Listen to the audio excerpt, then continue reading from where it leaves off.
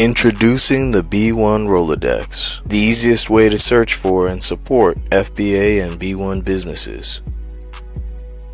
Hundreds of entries from the Black grassroots for the Black grassroots.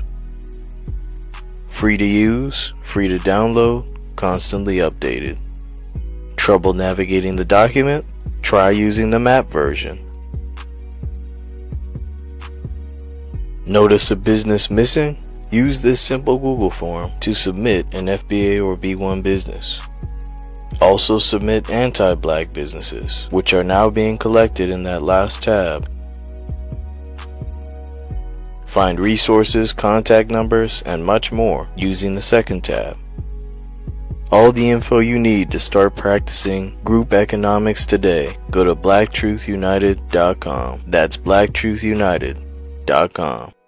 On March 8th, 1971, 8 activists, including a cab driver, a daycare director, 2 professors, broke into an FBI office in Media, Pennsylvania, and stole every document they found.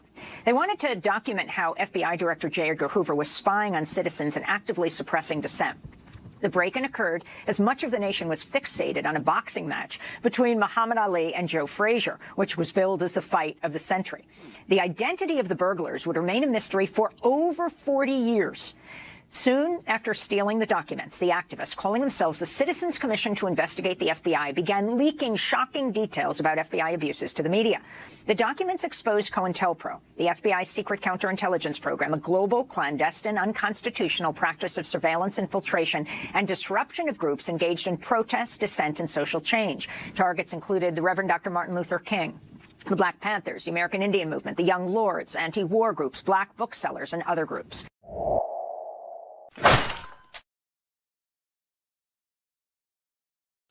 What it do, family and friends? Welcome back to the Church of Black Power. If you're not subscribed, go ahead and hit that subscribe button along with the notification bell so you can be notified whenever videos like this drop.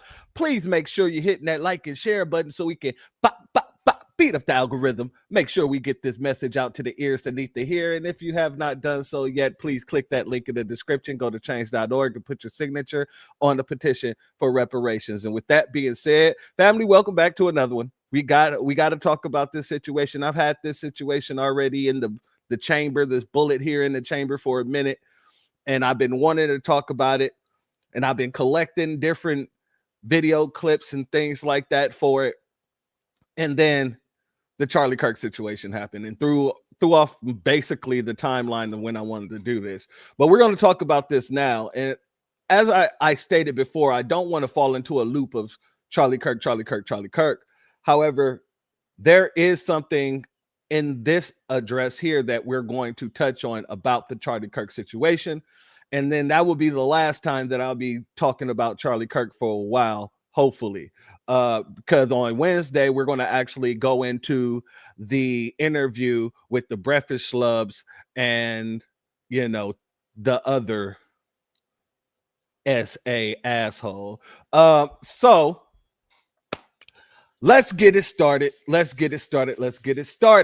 But before we do, you know what I gotta do.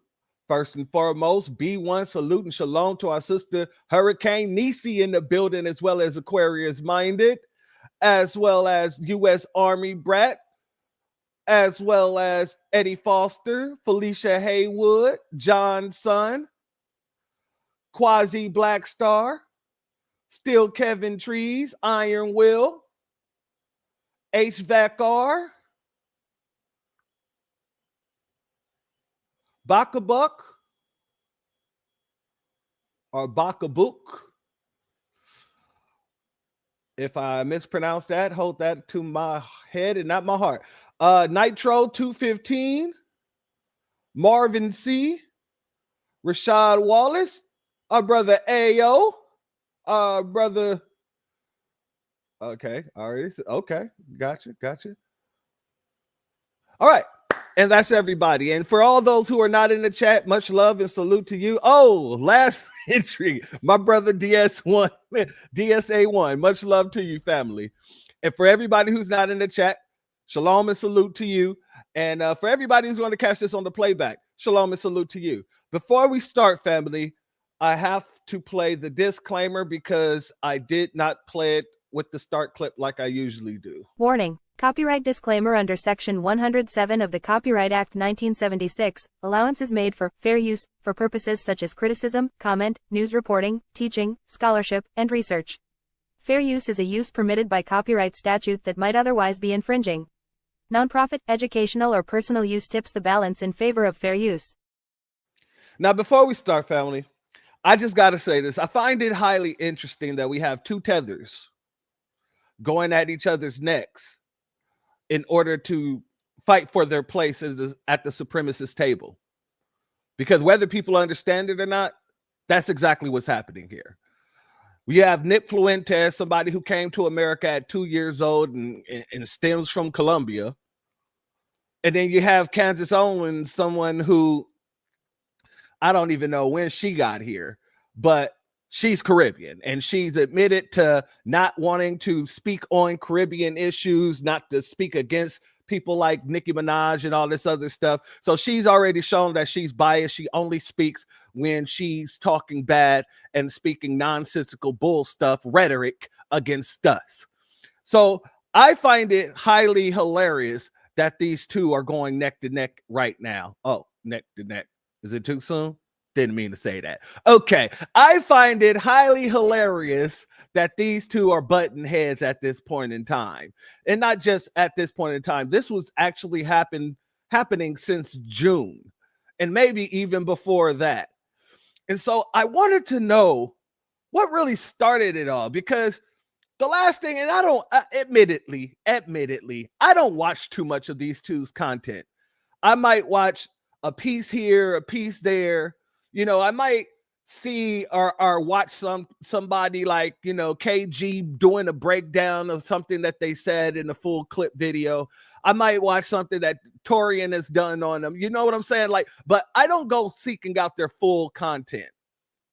Their clips are enough for me. Usually I get all the racism that I need out of those small little clips that they post. And maybe they do it as engagement farming.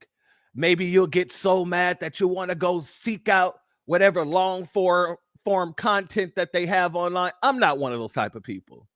When I hear all the racism that I hear from these folks, I don't want to go and seek out the full clips, with the exception of people that are platforming people that they shouldn't. So when we go through this Ben Shapiro Breakfast Club situation on Wednesday, that's going to be the full content. You dig me? Because I don't want anything taken out of context, especially when you're being platformed by a group of people who claim to be black. So yeah, that one, yeah, we're going to do the full context on. But when it comes down to these little clips of their racist rhetoric and people telling me, because I had somebody tell me the other day, and somebody that I really rock with, somebody I really respected, you know, tell me, like, have you ever watched any of their actual like full videos? Because you're taking everything out of context if you haven't gone and watched their full videos. And I have to explain to people, dude, racism is racism. I don't need to go and watch the cow get milk to know where the milk is coming from. I don't have to sit with the devil in order to know that he's evil. And I don't need to have a tour of hell in order to know it's hot. Or what is it called? Because I truly believe hell is super cold, beyond temperatures. And when I say super cold, I mean blistering cold. I mean burning sensation cold. But then again, you know, that's where these devils and demons are from. So that's why I say that. Not that I actually believe that there's no fire and brimstone there. I absolutely believe that. But I digress. People want us to give these folks a chance to prove further that they're racist. I'm not here for any of that. I'm not here for any of that. Shout out to our brother Torian Reigns, who just dropped a premiere video at 3:00 today. If you haven't seen it, go and check that out. And it's about this Nabisco that's sitting here begging us for help. And one of the things that I had to put is, I'm not here to help, I'm here to instigate. So when it comes down to these folks and their racist rhetoric, I'm not here to go searching for their full content in order to get the full context of what they're saying. What they're saying in those clips is more than enough. Let's be very clear. And we didn't live through this. Like my sister didn't said, shout out to my sister Hurricane Nisha. She said FBA has lived racism 24/7. And these folks don't understand that we don't need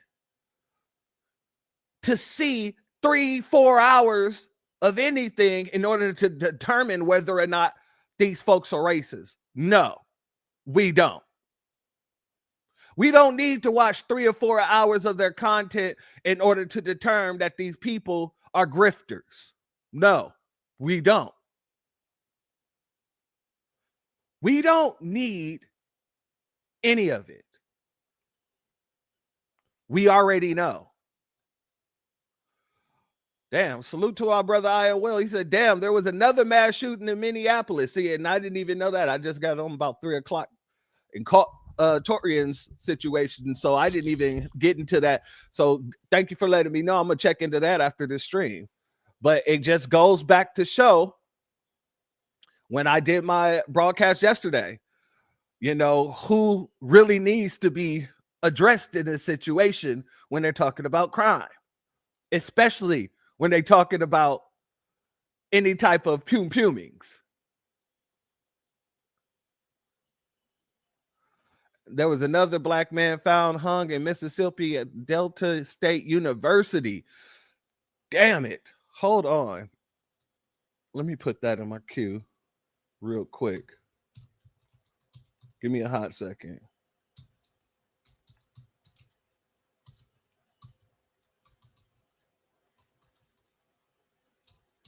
All right. Yeah,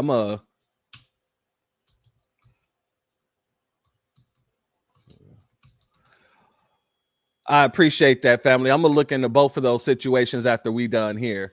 That is definitely a situation we got to look into. And they want us to have compassion for a goddamn stone cold racist.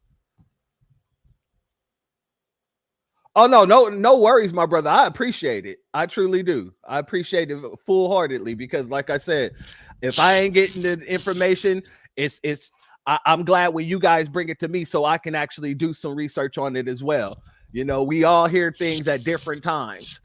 But getting back to what I was saying, especially with the brother hanging in the trees in Mississippi, yeah, but yet they're trying to get us to run around here and have compassion for somebody who was basically preaching that this should be happening, who was putting the target on our back for all situations in America. Crime, degeneracy, all that. Yeah, it was him. And then you have people who listen to him that go out and hang people off the rhetoric that man was spewing. But I digress. This segment isn't about Kirk. We're going to leave Charles out of this. Chucky. We'll leave Chucky out of this for right now. Let's get over here to the Nick Fuentes, Candace Owen situation. So with this situation, I wanted to go back a little bit because, like I said, I only catch clips from time to time. My major thing was the last time that I really saw something that Nick was doing about Candace before, you know, they started going off on each other. Nick was actually speaking pretty highly of Candace. And I wanted to know exactly what he felt before they started going neck to neck. So let's get into it. This is a clip from 2024. And we're not going to play all of it. We're just going to play enough of it so where we can get a little understanding of how he felt about her just a year ago. just one short year ago. I think this is like March or April or something like that. Let's hear what he had to say. Candace Owens is rapidly becoming the most important figure in this America First movement because she has recently become very outspoken about the Jewish power in the United States. And I posted a little bit about this on my Telegram channel today. There's been a number of recent developments, but it goes back actually a very long time. Well, not very long, but maybe about a year. And so today on her, or maybe not today, I think it was yesterday or the day before, on her show, she declared war on Rabbi Shmuley, who's like he's not even a real rabbi, I don't think, but he's basically a big Jewish activist in New York City, very powerful, very influential. And I guess he has been harassing Candace Owens for over a year, ever since EA24. And she finally did a show calling him out. And it was quite brilliant rhetoric because she went pretty far. She took it to a very interesting place. She talked about the role of the Jews in the music industry behind Michael Jackson and Kanye West and the sex trafficking ring around Puff Daddy and the role that they played in the stories of those people. And she also, she basically said that there is a Jewish mafia or a Jewish gang, which she compared to the Bloods and the Crips. And she said that they wield immense influence in Hollywood and in Washington, D.C., and that they use allegations of anti-Semitism and the legacy of the Holocaust as a shield from criticism. It's pretty interesting because she's a Daily Wire, which is a total normie crowd, total normgroid, normie crowd. They don't know anything, okay? These people that watch Michael Knowles and Matt Walsh, they don't know their ass from a hole in the ground. They have no idea what's going on. They are swimming in the shallow end of the pool. So she approaches the topic in sort of an interesting way. She talks about how she's been harassed by Shmuley, like other Black people. And she said that just like Black people, just like there are gangs comprised predominantly of one race, like Black gangs such as the Bloods and the Crips, she says there are also gangs of other people, such as Jews. All right, family. So I want to address that real quick. If you have never seen my broadcast, I did matter of fact, it was a long form documentary style video that I dropped on this channel. And if I'm remembering the name of it correctly, I believe it was called Anti-Black Racism Within the Jewish Community. And in that, I actually was breaking down, because this was right after Kanye was getting called anti-Semitic, and then Kyrie Irving was getting called anti-Semitic, and everybody that tried to defend them, they was trying to call anti-Semitic. And so I did that video and broke down the whole history of the Jews in this country and how it affects us and how they affected us. And then I also had certain segments where I was able to show and prove that there are Jewish gangs in Hollywood, and some of those Jewish gangs were going after people and trying to force them to basically pay them protection fees. So one of those people were Eazy-E. I know they went after people like Suge. However, Suge didn't too much care about that, but Eazy-E was somebody that they actually approached. So yes, there are Jewish gangs, and I forget the name of it. It's like the Jewish Justice League or something, the Jewish Defense League, something like that. But these folks have been known for decades to go around and basically try to create an issue and then offer protection, just like the Italian mafia used to do. So in case you didn't know, yes, there are Jewish gangs out there. They're a gang for probably every race that's in America. There's a Chinese gang, the Yakuza. There's a Japanese gang. There are Nigerian gangs. Any 9 times out of 10, well, the Nigerian gangs, no. If they're white, they're going to have gangs. Any immigrant outside of the Black community also have a gang culture. So it's important to state that, but this is what he's so excited about. The fact that Kansas is calling out the Jews. Okay. All right. Salute to Kuwat. Thank you for being here, family, as well as Copper Color Beauty. Thank you for being here. Much love to you. Our sister Cooking with Miss D is in the building. Shalom, and thank you for being here, as well as our family Priscilla Taylor. Much love to you. Let's get back over here. And she said that there are powerful Jews that engage in conspiracy and racketeering effectively in the same way that the Bloods and the Crips might. It's organized, it's collective. There's a shared racial identity, which forms the basis of membership and maybe tribal identity within the gang. And that's loaded with all kinds of implications, such as that there is implicit trust between Jews and inward preference, and there's this insular culture. So there's a lot of implications that come with this.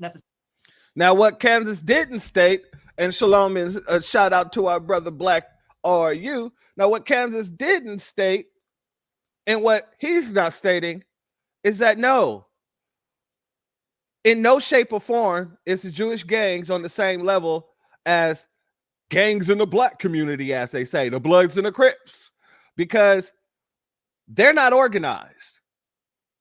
They're not even considered organized gangs. That's why when things happen and you get picked up as a gang member, you're not charged with organized crime. These Jewish gangs, like these other groups who have gangs within their communities, they're organized because they have literal, like they have protections, and then they're also working in areas of industries. So, and I'm working on a broadcast about that as well. Some of the biggest companies in some of the largest industries are ran by Italian mob members, are ran by Chinese mob members, and things like that. And that can be proven. So, and I'm going to say allegedly right now, but like I said, I'm working on a broadcast where I'm actually be showing you these folks who come over here, and they come with that mob money. They sell drugs, they do all the little organized crimes, and then they do things like money laundering, where they go and purchase companies and funnel their money through it. Some of the biggest crime families, especially in the Italian mafia, are some of the richest people in America today when it comes down to business. And this is why. So no, you cannot put the Bloods and the Crips on par with any other gang from any other group of people, because those people tend to have, one, it's secretive. They don't even speak about the gangs in their culture like that, even though we know about the Yakuza, even though we know about the Italian mafia. We know that members of certain families are some of the top executives to date.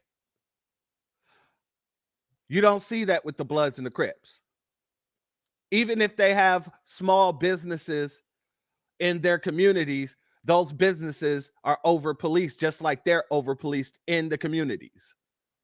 So it's very important that we separate and segregate the difference between the two. Because the way he just stated it is like he was trying to normalize it. Like, oh yeah, there's gangs with the Jewish community, and they're on the same subpar as the Crips and Bloods. No, they're way, way, way more up there.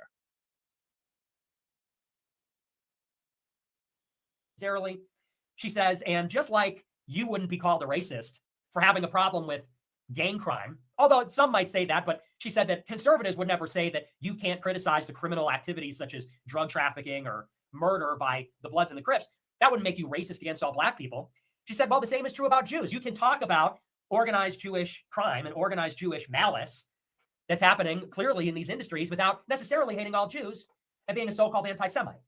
She said, and often these Jews will hide behind that allegation. She says that they will accuse anyone who talks about their criminal enterprise and their mafia tactics of being anti-Semitic, or they'll talk about the Holocaust. Which I heard that somebody said to me in a group chat, they're like, Candace Owens just named the Jew on her show, sarcastically, And I was like, oh, I wonder what she really said. Because I know that she's been cooking lately. Candace Owens has been cooking. And family, I just wanted to show you this Because this is just a year ago. It was all good just a week ago. This man is giving her high praise. He's like, she's been cooking. She's one of the most important voices when it comes down to the whole situation of America first. But somewhere, and I feel you, Iron Will, we're moving on right now because I don't want to, irritate people out of the live. So we're going to be moving on from this guy, well, into the actual conversation. But somewhere in between, from last year, April, March time, to June of this year, June, July, August, I don't know what happened, but it seems like she didn't fell out of favor in Nick's eyes. Something that she did, something that she said, flipped this man's opinion. Now, I don't know yet, but I just found it very interesting because I wanted to see his thoughts about her before they started beefing. But if you ask me what I believe that he started realizing that her voice is becoming more predominant than his in a movement that he felt that his skin should be giving him privy to. I said this before the last time that we spoke about Nick. Nick wants to be the only tether voice that speaks for the white supremacists. Notice he don't claim to be anything else but white. He doesn't bring up his Colombian lineage. He doesn't bring up the fact that he was brought here when he was 2. So Nick wants to be the only person speaking for white supremacy, and he's noticing that Candace is, she was being held pretty high in certain areas, especially around the time during the election, because, she was calling out Kamala and bringing forth all the information she was bringing forth. So that's my estimate of the situation, my assessment of the situation. If you ask me, it could be deeper than that. It could be deeper than that. Yeah, and that's what I think it is. I think Nick's jealous. That's exactly what I think as well. I think it's the same way when he went off on, and I said this before, when he went off on Jason Fatlock. It's basically when he told him, no matter how many times you sell out your people and you do all this stuff that shows I'm a good lapdog, you'll never be a white man. You'll never be in the circle. But I found that to be ironic because Nick, you're not a white man. You're okay. You're white. Let's say that. Okay, you're white, but you're not one of them white. You are not from the country. You wasn't born here. You're more like an Elon Musk, if anything, but not like Elon Musk because, he actually comes from a colonial family as well, a colonizer family. You come from people who came from Colombia to give you a better opportunity at 2. So neither one of you are going to be looked at as somebody that they hold in high regard, really. No, both of you are still just tools. When you look at what happened to Charlie Kirk, and I'm going to be honest with you, shout out to Professor Black Truth, because he said this earlier when I seen one of his clips. He made it very clear that once again, when white supremacy is done with their tools, they break them. And this does not just go for black tools. And really, Charlie Kirk was one of their tools. In the very same way that you, Nick Fuentes, is one of their tools. You might be able to run around here and claim to be white, but they know that you're not. In the very same way that they know Candace is not white. She's a tool. And everybody's going to get their wake-up call real soon. That ABK is on its way. For all of you. For some, and we're going to talk about this in a little bit, for some of you, it's already here.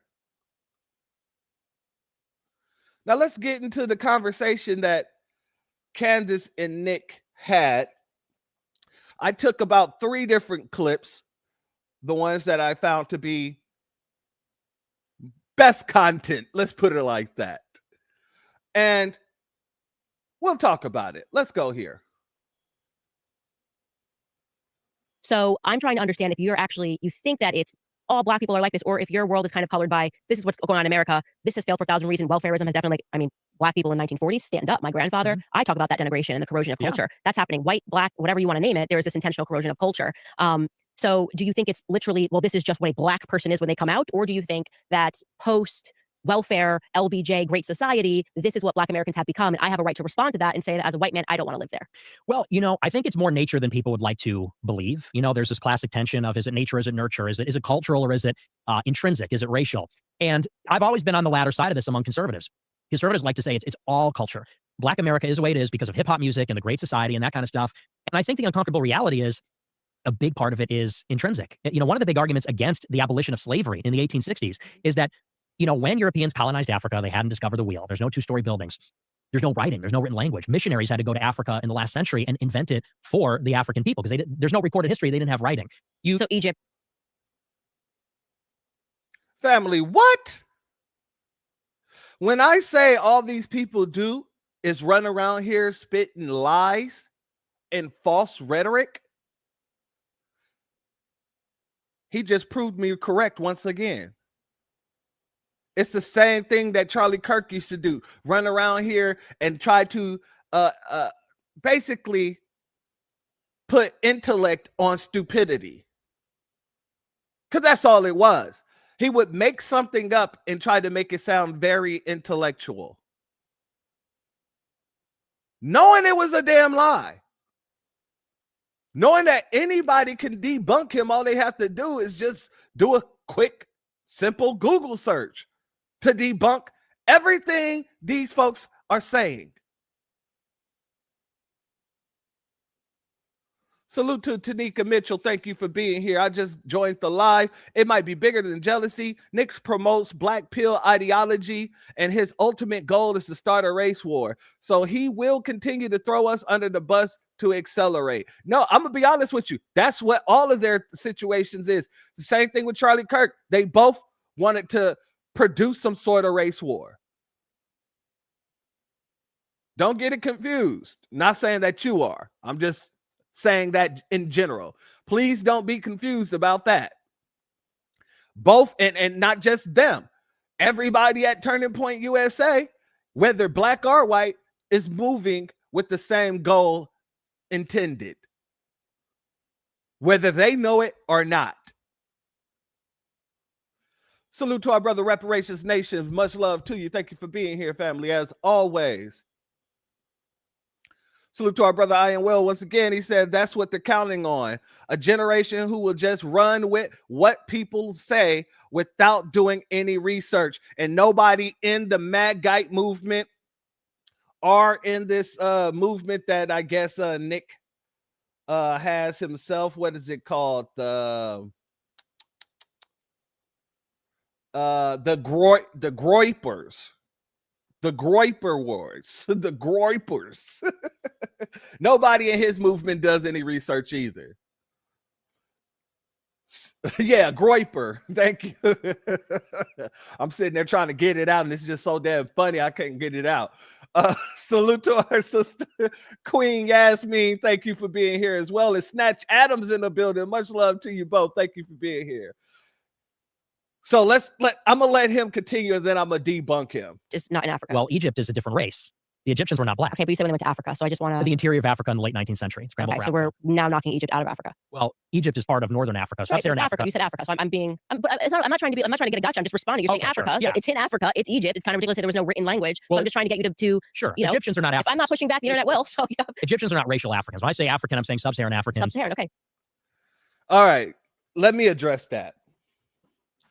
And shout out to all the great master teachers that I have taken the time to learn from Dr. John Henrik Clark to Dr. Ben to goddamn Dr. Kaba, all of the greats who's been out here teaching about the history of Akibalan or Africa, whatever you choose to call it. When he says Egyptians aren't black, modern Egyptians are not black. Egypt is still in Africa, no matter what anybody says. Modern Egypt is full of people who would be considered Turkish, in the very same way that the so-called Jew, the people who are called Jewish, ish meaning to be like. Look up the definition of ish, I-S-H. It means to be like. So you have Jewish, you have that show Blackish. Does not mean that you are. That's why in that land, they do not call themselves Israelites. They call themselves Israelis. All of these people are either Turkish or, in the case of Israel, Ashkenazi, they're Russian, Polish, things like that. And if you think that I'm lying, go look up that video that I told you guys about the history of anti-black racism within the Jewish community. It's on my page, and the cover picture on it is going to have a rabbi. It's a news article. It's going to have a rabbi that actually states the Talmud says that we're monkeys and all this other stuff. That's going to be on the cover. But if you don't believe what I'm saying, you can go and watch that video where I actually break down everything. I pull up the Jewish encyclopedia. I explain, I read exactly what a Khazar is, because they say the Khazars don't exist. Well, when you go to the Jewish encyclopedia, it's in the Jewish encyclopedia, and the difference between the way that they do it, they'll say the Khazar don't exist while spelling it differently than it's spelled in the Jewish encyclopedia. But in the Jewish encyclopedia, it tells you directly that these people are not of the land. They literally converted. The Russian king converted into Judaism. The Polish converted into Judaism. So I say all that to say this. These folks, none of these folks are the original people that were in those lands. And if you didn't know, from Egypt all the way up to Israel was still considered Africa as well. All the way up until the goddamn border of Asia. It was all considered Africa. Maybe not by name, because that's a newer term. But that's the facts. So the Turkish people that are there are not the original Egyptians. That's one. Number two, salute the Black Flowery for Florino, excuse me. Thank you for being here, family. Much love to you as always. It's always a pleasure. When he says Egyptians aren't black, Egypt did not start in Egypt. Egypt starts in Ethiopia. Now, the Ethiopians traveled up the Nile and followed the Nile because up the Nile, the soil by the Nile was so fertile.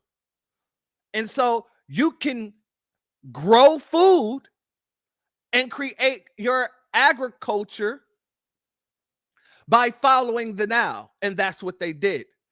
So it goes from Ethiopia to Nubia. And if you didn't know, the Nubians are the stone cutters. So a lot of the stones were cut in Nubia. Let's be very clear about that. Okay? And then from Nubia, you get Egypt. Without Nubia, there would be no Egypt. Without Ethiopia, there would be no Egypt. The first king of Egypt, and I'm not talking about the United King where they united Upper and Lower Egypt. I'm talking about the first king that we know of was an Ethiopian. His name was Khufu. As a matter of fact, I think it was like three different lineages after Khufu. That was all Ethiopian and Nubian. So when this man is trying to attribute Egypt to a whole different culture of people, the history does not show that. This is why you see more pyramids going up from Ethiopia through Nubia than you do in Egypt itself. He said that we didn't have any wheels in Africa. Well, there was no wheels in Africa. That's false. There are countless cave drawings. There are countless temple drawings, Medu Neter, that shows not only the Egyptians had the wheel, but other people within the African culture also had the wheel, because when they were invading, you see on the walls, they're in chariots with wheels, and these are other black people.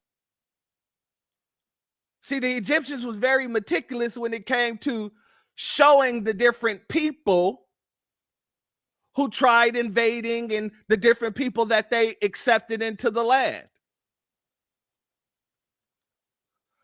He said they didn't have any languages. Well, Medu Neter is literally a language. Hieroglyphics is the picture form, and Medu Neter is the scripted form. If you read up on the Medu Neter, they tell you what? It comes as the written form of the hieroglyphic.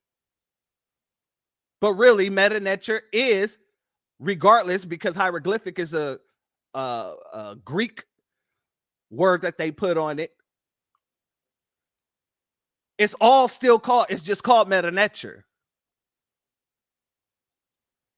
And there was no vowels in their alphabet, in the very same way that the Jews kind of copied the Medu Neter in order to make their alphabet, and there was no vowels. So everything that this man is saying, like I said, it's easily debunkable. Y'all don't have to trust me. Go and research this for yourself. I didn't have to pull up nothing. I just remember because I studied this for so long. Exactly, my brother. Ayo, good old fashioned. I'm Nabisco and I say so.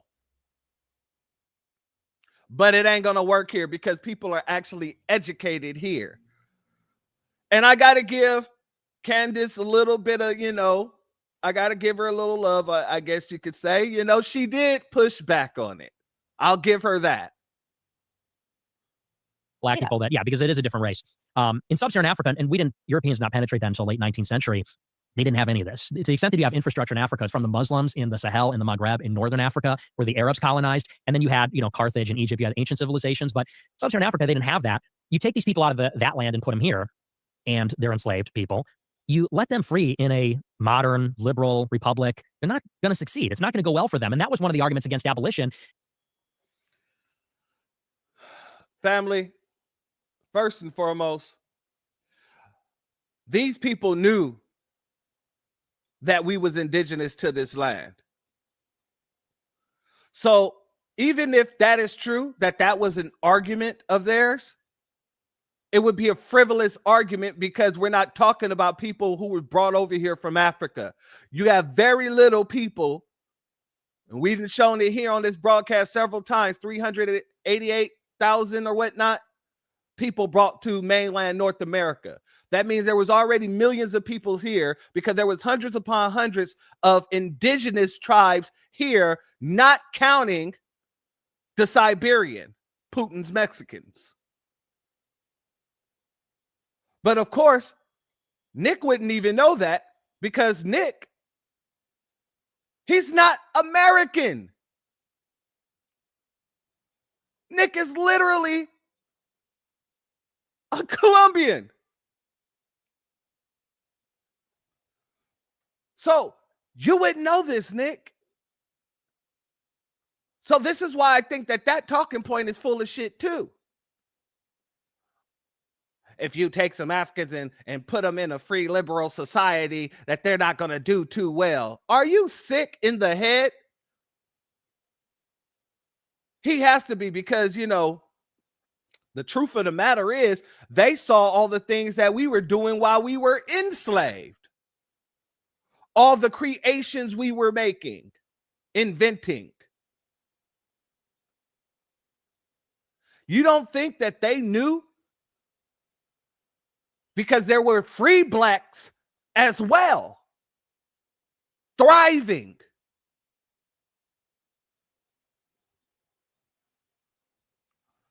Boy, I tell you, these folks, they just say anything out of their neck and hope you don't go research nothing. Shalom and salute to our brother Damon Reeves in the building. Much love to you, family. People said if you free them without any assimilation, without any kind of process for them to be acclimated, they're going to die. And that's exactly what happened. Many of the bottom 10% of the lowest IQ Africans just died off for generations. And what? Like I said, family, I was going to say, where are you getting this information? But he ain't getting it from nowhere. He's just pulling it out of his ass. And to that, I got to say, nigga, please. People just died off once they were freed. Really? Really, nigga? That's why you have to be incredibly uneducated to listen to these people and really think that they're spitting some type of fire. You got to be incredibly stupid to believe anything that these people say. had a, pardon the expression, but it had a eugenic effect because over time, if the weakest are dying off, that's one argument for why blacks in America have a standard deviation higher IQ than the blacks in sub-Saharan Africa. So, so I do believe there is something intrinsic going on there. And what makes people uncomfortable about this is the idea that it's unchangeable. There's something about, and this is why I'm a Catholic, we do have an inherent desire for universalism. We do believe that there's a common humanity and a common human community and all of that. We hate the idea that we're born a certain way and we can never change. And that's just the way it is. And we even think about this in terms of, it's become not so popular these days to tell children, you can be whatever you want to be. Because we know that's not the case. Some people are tall, some people are short, some people are smart, some dumb, some ugly, some handsome. That's why, by the way, incel-dumb is a big part of this also. So you believe these are immutable characteristics that are assigned at birth? I think that, yes. For the most part. Things like race, all those attributes are immutable and unchangeable. And but they have changed, just factually speaking, they have changed. they change over time over the generations. Okay, so then you don't think it's immutable, because if this was an For immutable an individual characteristic. person. Okay, so you're saying that I ain't gonna lie. I gotta give her another one. She's pushing back. At least she's not just sitting there listening. Well, she is. There's a lot that she's just listening to.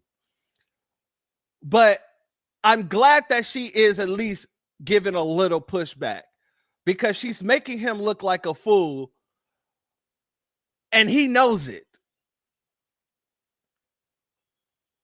Salute, I'm just going to say it. He's a real scumbag. Much love to you. Thank you for being here. But I also want to answer my sister Aquarius. How could she sit there and listen to that BS? Because she herself, she's a grifter.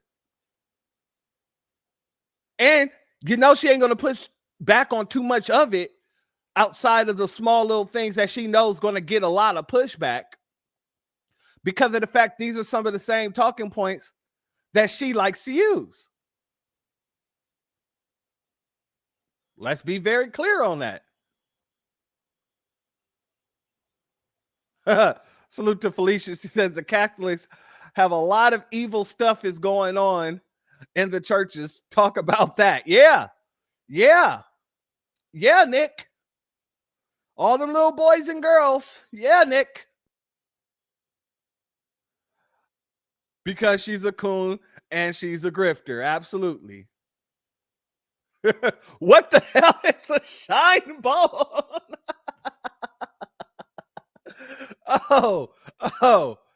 Coon dance. Yes. Let's let this continue. if you are born at this space and time as a Black person in America, here is the cards that you're dealt with, and you can't change it over time. Something like IQ does not change. No, it doesn't change wildly. It only changes genetically over. IQ is a big one, and that changes. That's a genetic trait. And so that can change over the generations, but not, you can't take an individual that's 75 IQ, which is the average in West Africa, and take them to 100. So two dumb people can't produce a smart person. I believe they can actually. Yeah.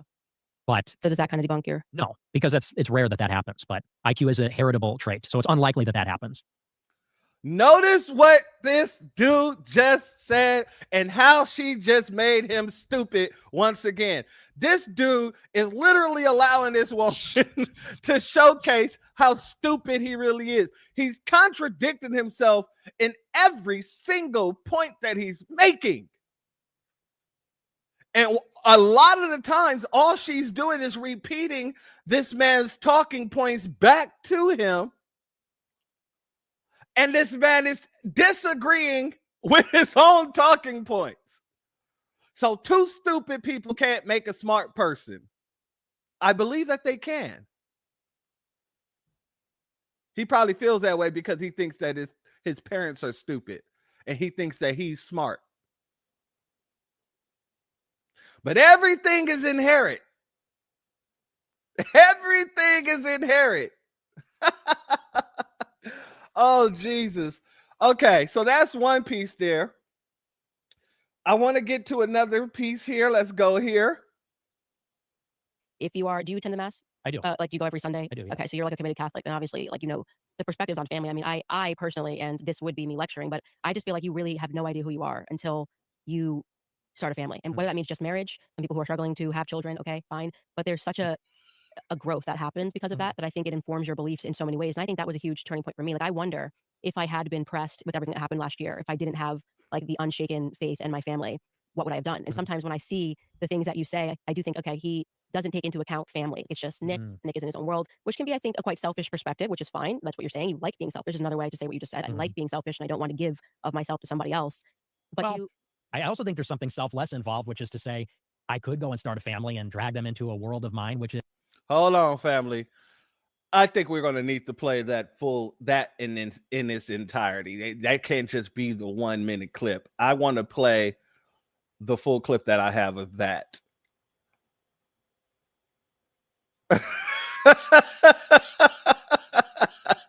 Oh man, you taking me back to my grandpa. You jive turkeys was a high hit for the Ohio players.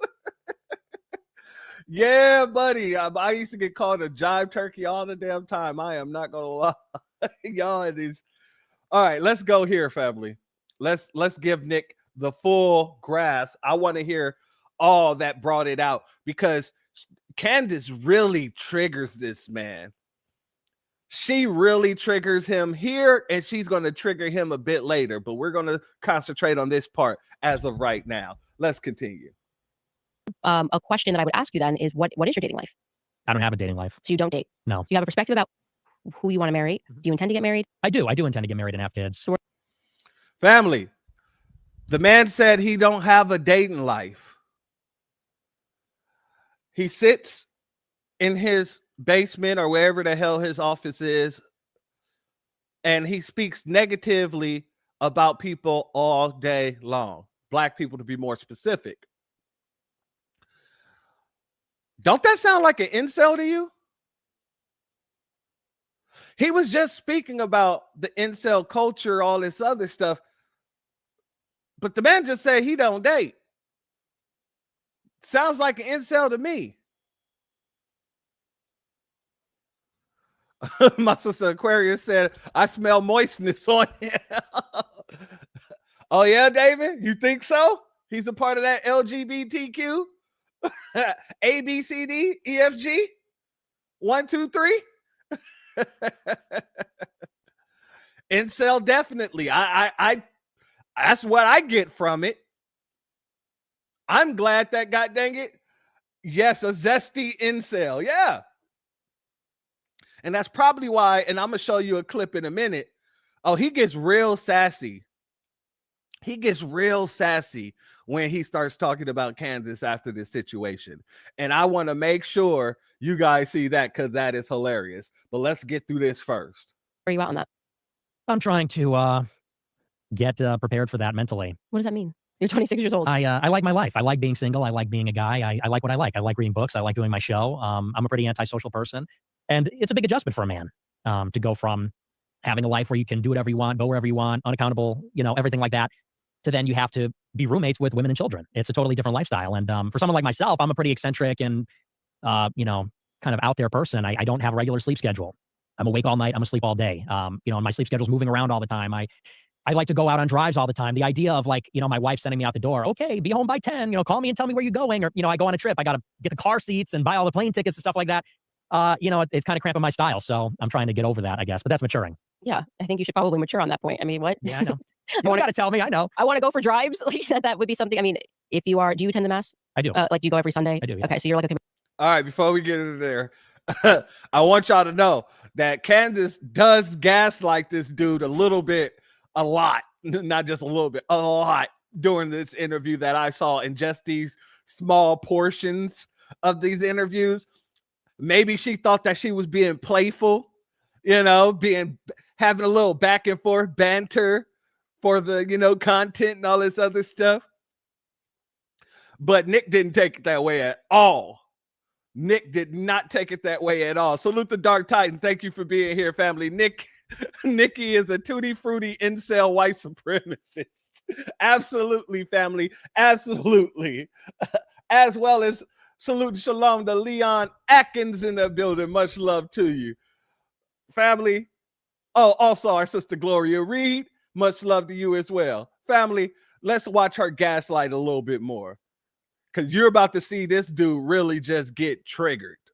Catholic, and obviously, the perspectives on family. I mean, I personally, and this would be me lecturing, but I just feel like you really have no idea who you are until you start a family. And whether that means just marriage, some people who are struggling to have children, okay, fine. But there's such a growth that happens because of that I think it informs your beliefs in so many ways. And I think that was Now, I gotta say this. Salute to our sister Astarte Jones. Shalom to you. Thank you for being here, family. I gotta say this, family.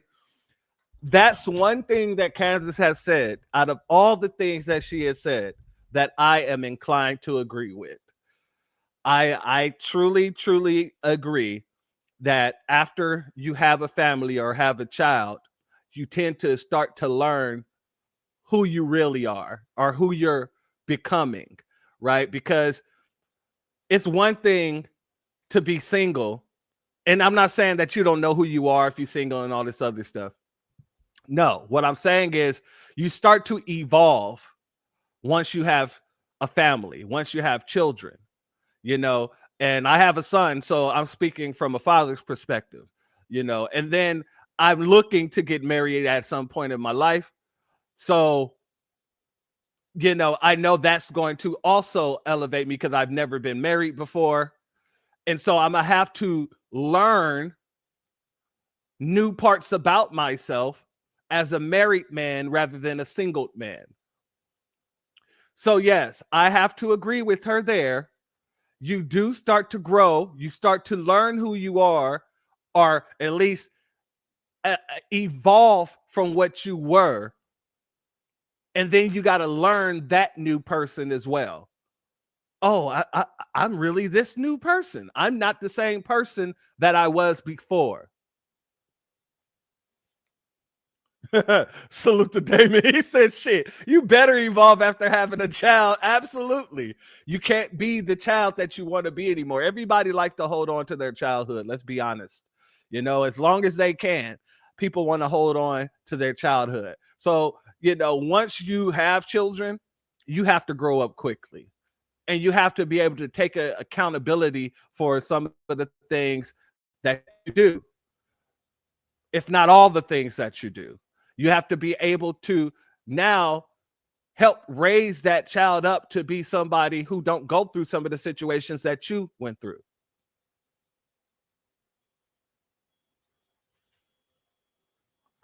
Shout out to our sister, Miss Niche. She said, I was married to my son's father. Didn't work, but no regrets for me. Exactly, Miss Nisi, because here's the thing. Whether the marriage works out or not, it's still, you're still evolving during that time in the marriage. And if you're the only one growing, you'll grow apart. That's how I feel. And this is one of the reasons why I haven't been married yet. You dig me? Because in every time, and I've been engaged twice. In every situation, when it comes down to the time where we're getting into the final stretch, where we're getting ready to start planning the wedding and all this other stuff, I always asked the Most High whenever I had asked women that I thought I was meant for me. I would always ask the Most High. I said, if this person is meant for me, make sure we never separate. However, if this person is not meant for me, then you do whatever is necessary in order to move them away from me so that I can find who's meant for me. Every single time, the Most High will show up and show the hell out if you ask for discernment eyes. Ask for discerning eyes. And myself, I was able to see that we wasn't meant to be because of the things that were happening. So even before I got into a situation where we said our I do's, I was already in a growth mind state. And I couldn't see myself growing with anyone if we're not growing together, right? I can't be growing and you refusing to take any type of accountability when it comes down to growing up. That's just being mature. So I do agree with Candace on that. Once you have children, once you get married, there are things that you're going to learn about yourself that you probably never learned. There are things that you're going to evolve into learning and growing from that you probably would have never thought would happen. But let's get back over here because I digress. Huge turning point for me. Like, I wonder if I had been pressed with everything that happened last year, if I didn't have like the unshaken faith in my family, what would I have done? And sometimes when I see the things that you say, I do think, okay, he doesn't take into account family. It's just Nick. Nick is in his own world, which can be, I think, a quite selfish perspective, which is fine. That's what you're saying. You like being selfish is another way to say what you just said. I like being selfish and I don't want to give of myself to somebody else. But well, I also think there's something selfless involved, which is to say, I could go and start a family and drag them into a world of mine, which is... First and foremost, let me be very clear. Ain't no baby oil around here. All right. Let me be very clear about that. We don't do baby oil in no shape, form, or fashion. I got cocoa butter, and that's it. We do not do baby oil. Salute to my brother David, man. Also, salute to our sister Krista Watkins. Much love, Watson. Much love to you. Thank you for being here. Pretty chaotic. You know, I mean, is this really the kind of a lifestyle? If I'm banned on everything and I can't make a living, I'm banned from banking, I'm banned from credit card processing, I'm getting doxxed, people are showing up to my house trying to kill me, things like that. And what's more, I mean, let's also get, you know, I also don't appreciate the lecture. You don't know me, you know, so I know you're married, I know you're older than me, but you don't know me, you don't know my life, you don't know my situation. I don't think you're in a position to give me advice, especially as a woman, honestly. You hear him, you see his body language as well as hearing the frustration in his voice. Because basically what he's doing and saying right here is, how dare you as a woman try to scold me about not having a woman? Salute to our sister D in the building. Much love to you. Thank you for being here, family. Much love. Much love. I don't think women, you know, this is something in the right wing, we say we're anti-feminist, and then women go around telling men what to do, who are not their husbands. And, you know, I don't really buy into that ideologically, but that's besides the point. You know, my life has been tumultuous from the very beginning. From the time I turned 18, people were coming for my neck and trying to get me, and I was kicked out of college. And then, you know, once you're branded as an anti-Semite, before it became cool or popular, can't get a job, can't make a living, get banned from PayPal, all this kind of stuff. You know, that's a very difficult environment to try to have a dating life. You know, what do? I go out on Tinder, I go to a bar, and I say, hey, I'm a neo-Nazi Nick Fuentes that the ADL is writing articles about every day. I'm going to start a dating profile on Tinder.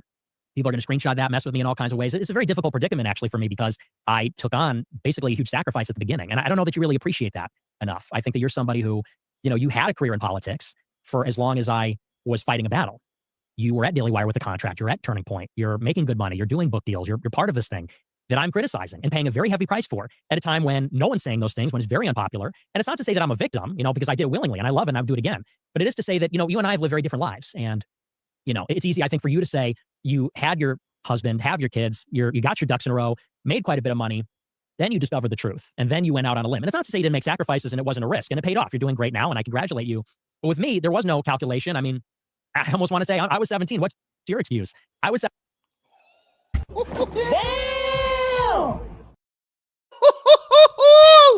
Oh, he is trying to put a nail in her knee and hammer it down. This man is over here really, really triggered. He is really triggered, family. He's like, you know, I'm not trying to play the victim, but, you know, I had a very different life. Isn't that what Black Americans say when you guys keep spewing all your anti-Black rhetoric? That we're not victims. We actually have the history to back up our facts. But when you say it, you want people to believe that, you know, I just want y'all to know I had a very different life. You know, I got, you know, I started with this at 17, got banned. Well, what was your excuse? Yes, deflected like a little biatch. That's exactly what it is. He's on Tinder. Is he gay? I don't know.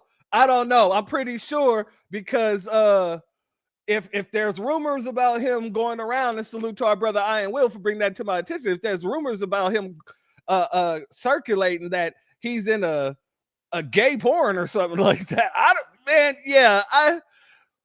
usually these things are true.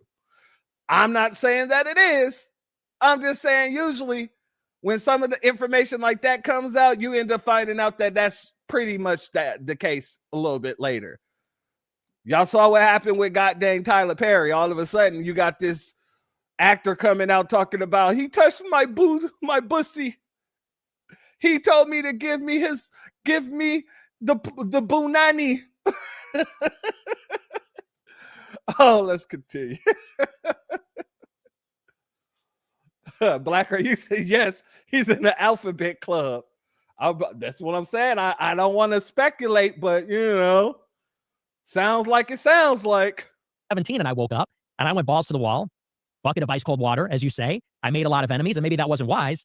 You know, but I told the truth, and I took on extremely heavy cost for my personal life. It basically has made it so that I can't have a personal life. I don't even have many friends. Forget about, you know, dating women. I can't even really have a lot of male friends because there's such an incentive to betray me, to turn your back on me, because there are people that are being paid to attack me all the time on Twitter or for information about me, things like that. So, you know, it's something like everything else that I'm figuring out one step at a time, just like my show. And, you know, when I get banned from something, you know, whether or not I'll be able to have a family and kids and what that'll look like. But I mean, it's a little bit It's a little more complicated, I think, than maybe you understand. I feel like you just got super triggered by me just saying something so casual. What was that about? Oh, look, I ain't gonna lie. That was a great response from Candace. I'm not gonna lie. That was a great response. And she did it so nonchalantly, right? She did it while smiling as well. She wanted him to know, I see you, Nick. Why so triggered? I thought we were just having a conversation, Nick. Oh, yes. Oh, let's go. In the words of KG, get some. Salute Osclaw Levy. Thank you for being here, family. Much love to you. Let's go back a little bit. When I get banned from something, whether or not I'll be able to have a family and kids and what that'll look like. But I mean, it's a little more complicated, I think, than maybe you understand. I feel like you just got super triggered by me just saying something so casual. What was that about? See, I don't like, appreciate you're a woman. that. You're like, you're a woman. I was just having a conversation with you, just being like, hey, like you there's a lot of growth that comes from when you start a family. Like it's a pretty cool thing to do. And I feel like you got pretty triggered there and got like a little upset. I don't know what I did there. I don't like that you say triggered. Well, you were a little bit. I'm being candid. I'm being candid with you. But saying, a woman just it's like, okay. You're talking about my personal life. You're talking about my personal life. Yeah, we're having a conversation. I talked to tons of people about their personal lives. Like, why do you feel like that wasn't a line of attack, Nick? I know it wasn't a line of attack. So why you kind of responded like you were just attacked? Because you're giving me this lecture, giving me this advice about things and telling me, you don't know who you are and all this kind of stuff. What did I say, family? This man's whole demeanor is absolutely, how dare you as a woman tell me or talk to me or lecture me about not having a woman? That's what the whole situation really got under his skin. Like creepy crawlies, like literally a mosquito. That's what it's all about. The fact that she, as a woman, wagged her finger at him for not having a woman and called him selfish because he said that he don't want to have kids because he wants to be able to just take off and go driving and things like that. He don't want to share his house with what he calls to be roommates instead of a wife and kids. Interesting, but that's what the whole situation is. Said that when people start families, it does commute your perspectives a lot. And sometimes when I see these clips of you floating around or certain things that you do or say. Hey, yo, are you saying that he's like Drake? You saying that he's like Drake? A lot of the people, if he is a part of the Alphabet Gang, a lot of male people in the Alphabet Gangs don't like women like that. They really don't like women. They might want to be one, but they really do not like them. And that's why you see a lot of gay men really going after black women. That's the real reason. And they really have no problems with doing things like fighting them or anything like that. So, I wouldn't be surprised if he is a part of the Alphabetties. And I'm selfish. Yeah, but you admitted you were selfish. And I just don't really. You said I don't want to. What are you talking about? You just said that the reason that you didn't want to have a family, when I asked the question, I didn't start a family, you said was because I like to drive alone in my car. I don't really want to have to come home and have to deal with roommates, as you referred to, children, a wife. You want to stay selfish. You want to, you want to be in your own world. That's a fair assessment. I said that in terms of my development, I'm trying to get over some of those aspects. That is selfish, right? I mean, is that fair assessment? I think that's judgmental. I think that's a judgmental. Selfish. You want to spend time with yourself. You don't want to invite people into your space. I think I used that word exactly as it should be used. Well, and I'm explaining why there's multiple aspects to it too. It's not just as simple as that. That's fine, but acting like I tried to offend you when I just gave you a word to use. I definitely did not try to offend you when I was asking you about family. You ask people about themselves. Okay. That's for the same reason that I asked you about what you were up to in high school and what your priorities were, what you were doing in college. It's because it's a natural point. You're 26 years old. People are going to ask you, okay, you have all these perspectives. You're saying people, a very natural transition. You're talking about the fact that you don't believe people should interracially marry, correct? Yeah. I think it's pretty fair to then move on to discussion and ask you about marriage. There wasn't some like trap there. Yeah, no, and I don't think that's my issue with it. But I don't think I got triggered. I think I gave you a real response. So you were like, listen, woman, don't ask me what I'm doing. I didn't say listen. That's exactly what he did and exactly how he sounded. Listen, woman. Oh man, I ain't gonna lie, Candace. I'm gonna give you the dub on this one. I'm gonna have to give you the dub on this one because she is cooking them. She is actually cooking them. Look, I happen to believe that I don't like women telling me what to do in general. I didn't tell you what to do. I said that when you get married, you said you wanted to get married. You said you're giving me a lecture. You said I said, well, this may sound like a lecture because I'm sounding like an old timer here, but I didn't tell you what to do. Like if you're giving a lecture on any topic, hey, this is what's great about marriage. I didn't say, Nick, you need to get married right I now. just feel like it's pointed. I feel like a lot of these questions are pointed, but maybe that's just me and I'm imagining Genuinely, you're imagining it. Yeah, I don't think anybody watching that is going to be like, that was a setup after he talked about interracial marriage for her to ask him his perspectives on his own life and Yeah. what if he's dating people. To be honest, if you want me to psychoanalyze that, I feel Well, I don't, but feel free. Yeah, I feel free. Thanks.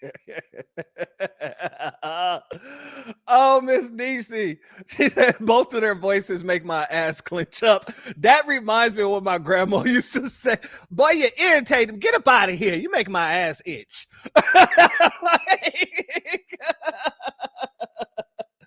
Oh, geez. All right, family. So, yeah. So that was their little interaction there. Is there another one? No. Okay, cool.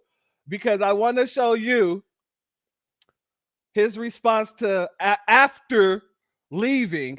You know, he had a lot to say, but I'm only going to show you a couple of clips. I'm going to show you this first clip, and then I'm going to show you the clip where he gets very, very sassy. Shalom to our sister Shamika Gray. Much love to you. It's always a pleasure, you know. Let's go here. Her totally unimpressive. I watch her shows. It's totally unimpressive. And she's cute. She's good looking. She's put together. You know, as women are. I don't know about that. You know, some people might find her attractive. I'm not one of them. You know, anybody in the chat, y'all find her attractive? I just want to know. Y'all don't have to, you know what I'm saying? Just put a 1 in the chat if you find her attractive, 2 if you don't. You know, this isn't any type of finger wag at you, or, you know, this isn't going to weigh on your character or nothing. I just don't find her to be attractive, to be honest. Women are good at being Barbie dolls, you know, and they all want to be Oprah. Brett Cooper, Candace Owens, they all just want to be Oprah. They don't care about this shit. That's all nonsense. They don't care about this stuff. They all want to do a talk show. So she wanted to do a Barbara Walters, you know, tough interview. Okay. Well, you got what you wanted. So anyway, so that was our collaboration. That was my thoughts on it. The response from almost everybody said the same thing. They said she was emotional. She was triggered about race. She was being almost deliberately obtuse, that it was tedious getting into the screenshots, the drama. And above all else, you know, put some respect on my name. And I hit the nail on my head at the end. I kind of went off. Put some respect on my name? Nick, I know you ain't out here quoting Birdman.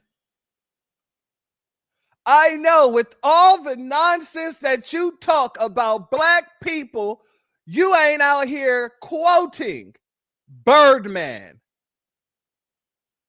Oh, geez. Okay, let's look at this question because I want to know. Iron Will says 2. D says 2. Aquarius says 2. Ozclaw says, I find her attractive if she had a sock in her mouth 24/7. Maybe that's the case for me too. I don't find her attractive, and maybe it's because she talks like a goddamn bigoted racist that there's no attraction there for me ever. Leon says 2. Black or You says 1. You find her attractive. Okay, no problem. Miss Lucy said -1 million. Salute to Kim Brown. Thank you for being here. She says 1. Okay, all right. Leave it to my brother Damon to keep it 100 plus 1,000. He said, Owens is a butterface. Everything looks good, but her face. Okay, all right. Just good to know. Good to know. We got some thumbs downs here. All right. Like I said, I was just curious. All right. I was just curious. Shalom and salute to our brother Armageddon in the building. He says, if you think Candace is cute, you get the Coon Sympathizer Award. No, I'm not gonna give out the Coon Sympathizer Award for, you know, because some people, they can be racist as hell, and some people think they're attractive. For me, I think that what a person says kind of correlates to what they look like to me. Like, what did Kanye say? The prettiest people do the ugliest things. If I listen, and that's why I like having conversations with people, especially in the dating situation, I don't like texting. I like to call and talk to you so I can get a real good grasp on what your mindset is, because your mindset will either make me feel more attracted to you or less attracted to you in an instant. As soon as I hear you talking a bunch of dumb nonsense and I try to correct you on it, like, hey, actually that's not the case, it's at the third, and you're refusing to levy on it, yeah, go ahead, you got it. For me, yeah, no, I've seen Candace with her makeup off. I've seen it with it on. I just don't find her attractive. That's just what that is. But let's continue. And I said, look, I was 17. What's your excuse? You got married later than me. You got red pilled later than me. You became a truth teller later than me. And you haven't gone through a fraction of what I've gone through. Sir, she didn't get married later than you because she got married before you. You have not been married. So that sentence in itself is an oxymoron. And you said she got a red pilled later than you. You were 17 years old and you came out speaking like a racist because you wanted to be accepted as a white racist. I don't know what Kansas' excuse was or is, but that still does not change really anything about anything that happened in y'all conversation. I guess you thought that you were going to justify your talking points, I guess. I don't know. Salute DJ Black 909 in the building. Much love to you. Thank you for being in here. And she wants to call me out. That's what she texted me. She goes, I'm calling you out. And my response to that is, bitch, you have no right to call me out. And maybe it's time for you as a... This is where it gets real. It gets real sassy in here. Red pilled later than me. You became a truth teller later than me. And you haven't gone through a fraction of what I've gone through. And she wants to call me out. That's what she texted me. She goes, I'm calling you out. And my response to that is, bitch, you have no right to call me out. And maybe it's time for you as a woman to sit down and shut the fuck up. That's me, a man. You want to say, make me a sandwich? Okay. This is me, a man, telling you, a woman, to sit down and shut the fuck up before you call out anybody else. Sit down and shut the fuck up, bitch. I'm so sick of it. She's got her book, Make Me a Sandwich. That's the book cover. Her book cover is her sitting cross-legged. I'm going to sit. Her book is her sitting cross-legged. Make him a sandwich. Okay. You want that, huh? All right. Well, hey, listen, daddy's home. Hey, a real man is home. I'm pulling up my sleeves. You want to... Did he just call himself a real man?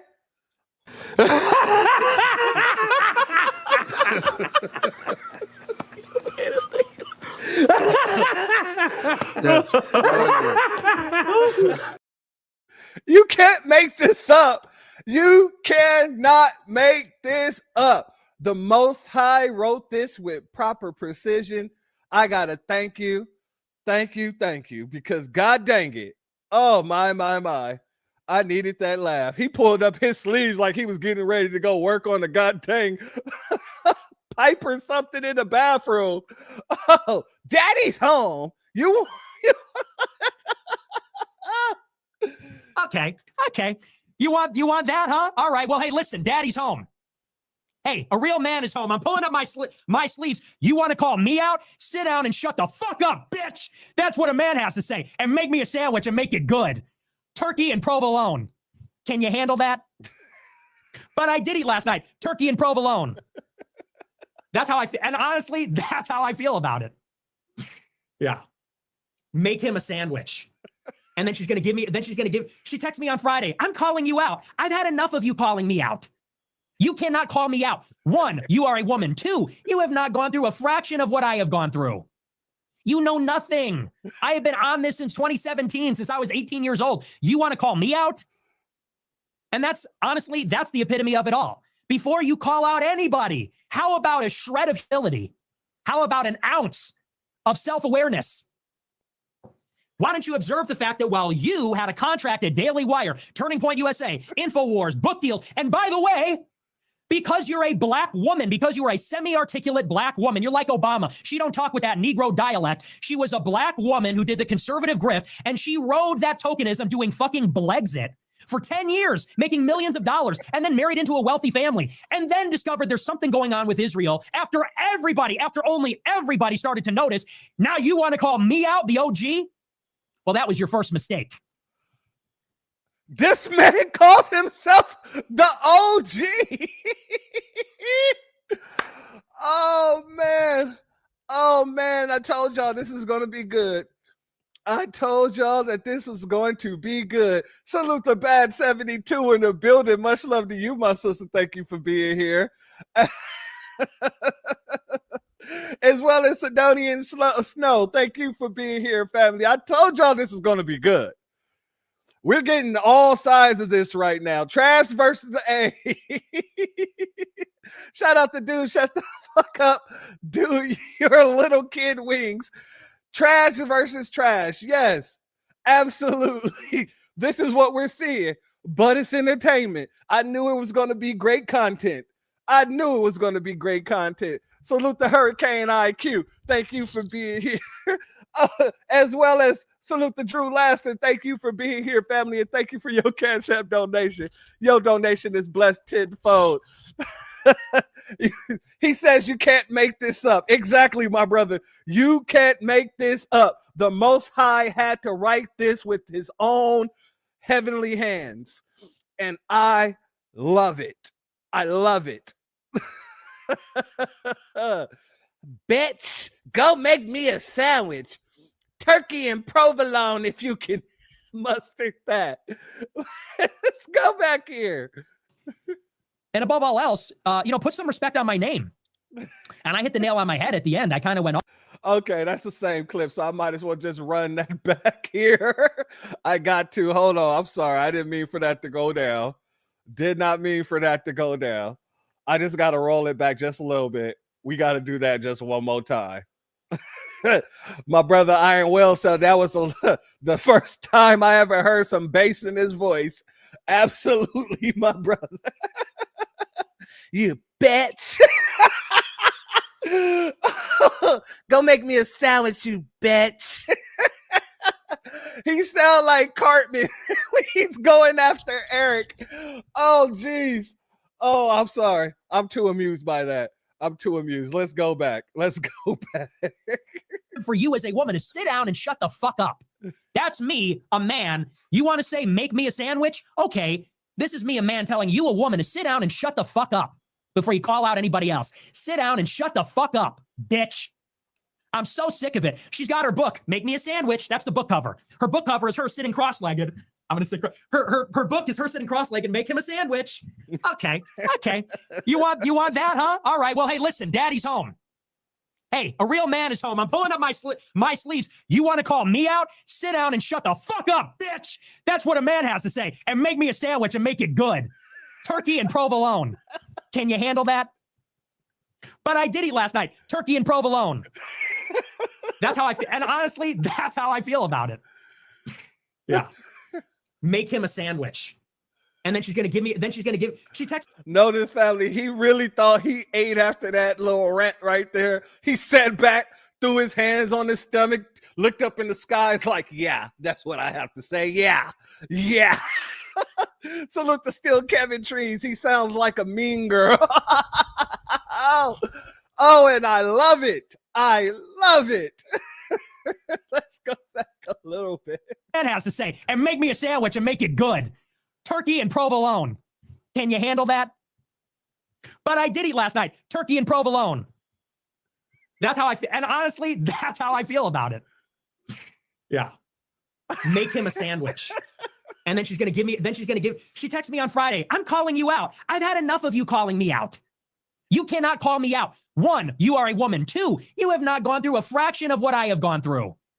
You know nothing. I have been on this since 2017, since I was 18 years old. You want to call me out? And that's the epitome of it all. Before you call out anybody, how about a shred of humility? How about an ounce of self-awareness? Why don't you observe the fact that while you had a contract at Daily Wire, Turning Point USA, InfoWars, book deals, and by the way, Because you're a black woman, because you are a semi-articulate black woman, you're like Obama. She don't talk with that Negro dialect. She was a black woman who did the conservative grift, and she rode that tokenism doing fucking Blexit for 10 years, making millions of dollars, and then married into a wealthy family, and then discovered there's something going on with Israel after only everybody started to notice. Now you want to call me out, the OG? Well, that was your first mistake. Family. Oh, where's the neck roll, Nick? Oh, you guys are flaming him in this chat. I am not. Make that sandwich, Nick. Make that sandwich. Oh, God, family. Okay, I could stay on this clip all day, but we got more to get to. But yes, this is going to be archived. I'm going to put a little star on this so I don't lose this. Hold on. Let me create a new folder. Gotta create a new folder. Must keep locked up. Yeah, must keeps. There we go. Go in there. Save you there. All right, let's move forward, family, because that is going to be in the archives. Nick better not ever try to act tough with anybody. I'm pulling that clip right on out. I guarantee you.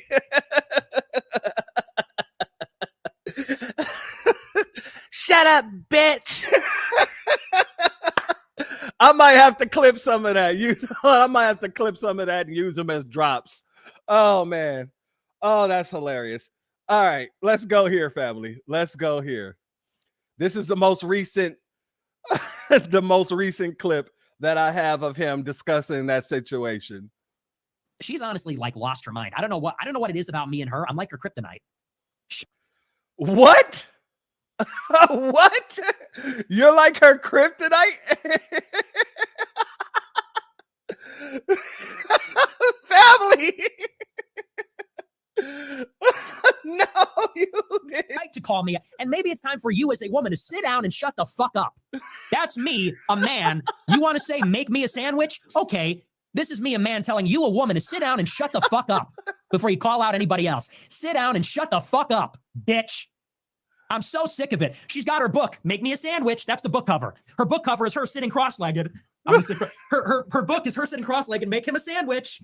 Okay. You want that, huh? All right. Well, hey, listen, daddy's home.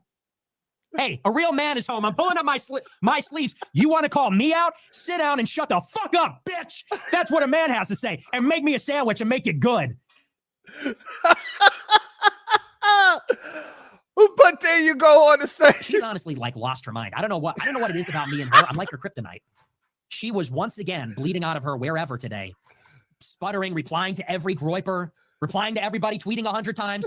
I don't know what it is, but like I make her crazy. I don't know what it is. She's got to just like reel it in, lady. Provolone. Can you handle that? But I did eat last night. Turkey and provolone. That's how I feel. And honestly, that's how I feel about it. Yeah. Make him a sandwich. And then she texted me on Friday. I'm calling you out. I've had enough of you calling me out. You cannot call me out. 1, you are a woman. 2, you have not gone through a fraction of what I have gone through. You know nothing. I have been on this since 2017, since I was 18 years old. You want to call me out?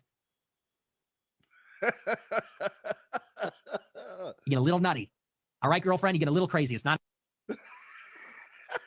And that's honestly, that's the epitome of it all. Before you call out anybody, how about a shred of humility? How about an ounce of self-awareness? Why don't you observe the fact that while you had a contract at Daily Wire, Turning Point USA, InfoWars, book deals, and by the way, because you're a black woman, because you are a semi-articulate black woman, you're like Obama. She don't talk with that Negro dialect. She was a black woman who did the conservative grift, and she rode that tokenism doing fucking Blexit for 10 years, making millions of dollars, and then married into a wealthy family, and then discovered there's something going on with Israel after only everybody started to notice. Now you want to call me out, the OG? Well, that was your first mistake. Okay. Not a good look. She's tagging Dan Bilzerian, Jake Shields. You're crazy. It's not a good look. She's a little nutty. All right, girlfriend, you get a little crazy. It's not a good look. She's tagging Dan Bilzerian, Jake Shields. You know you look like a crazy bitch right now, right? I'm telling you that as your friend. You know, she. Oh, notice, family. Notice. He didn't say batch this time. He said he actually enunciated. He said bitch. He didn't say batch. Little batch. Shut up, batch. Oh, geez. Oh, man. Okay. Reel it in, lady. You get a little nutty. All right, girlfriend, you get a little crazy. It's not a good look.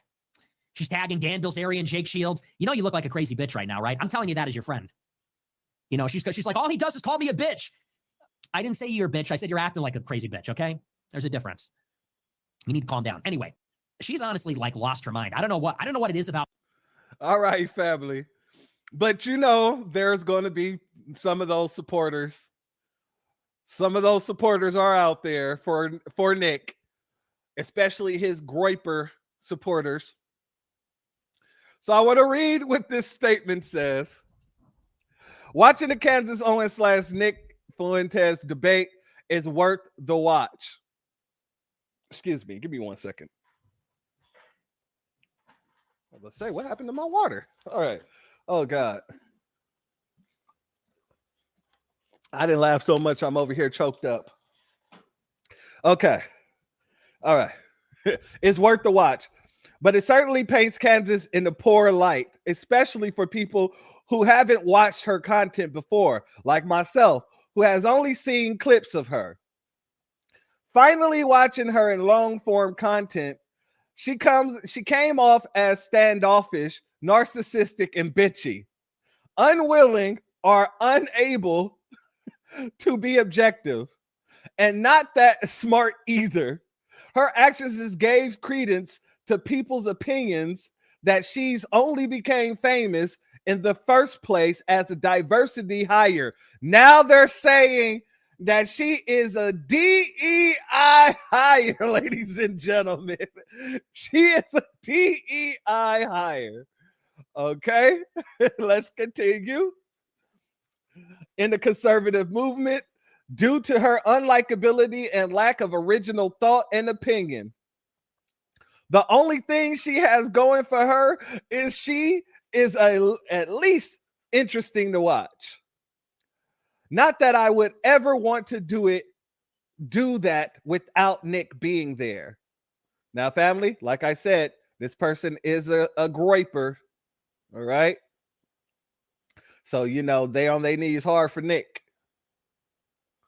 Paywalling the video on her website, despite her and her husband being worth $250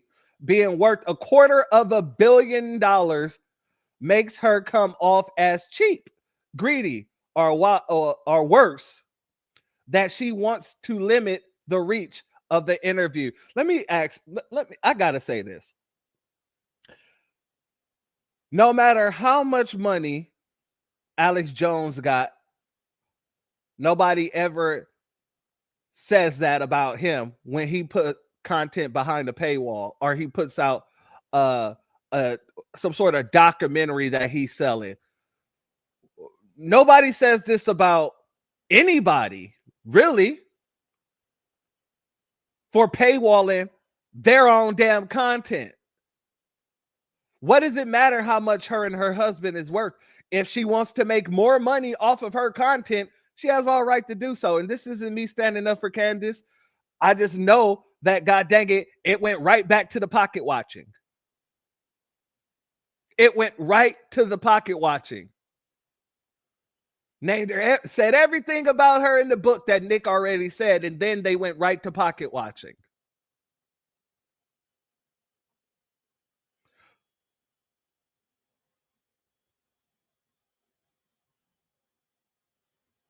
Salute to Paul. Thank you for being here. So this is Nick Fuentes. I heard he was dead. Put that down as confirmed. Oh, yeah. Much love to you. Thank you for being here, family. A tit indeed. Let's get back over here. She also proved two things about so-called conservative women. and non-white conservatives. Oh, family. Okay, what is it? It's only in very rare cases when they do not resort to tribalism. Well, you don't say. Especially when they're offended. Okay. You can't take X out of Y, but you can't, you can take X out of Y, but you can't take the Y out of X. I don't know what the hell that means, but okay.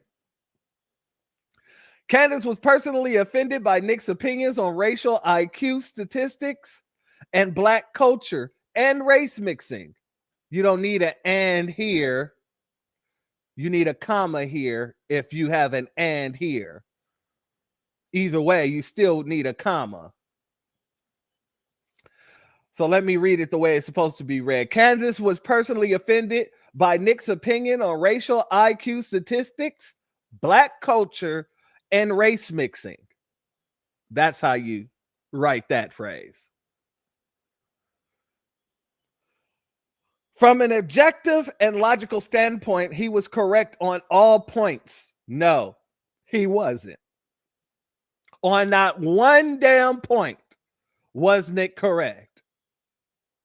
But she was unable to remain objective.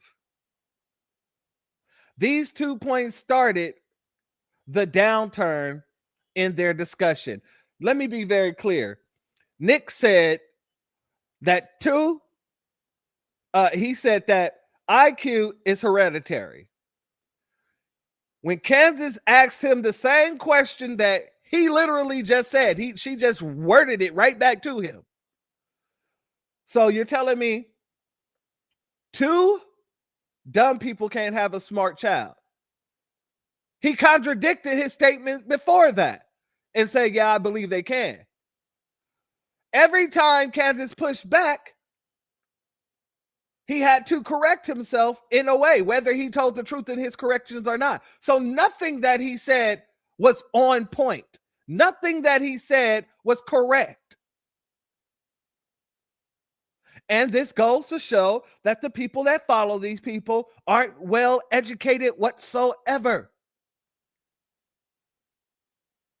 These people won't research for nothing. They just take what they hear and they run with it, because white supremacy literally depends on the people that upholds white supremacy to remain stupid.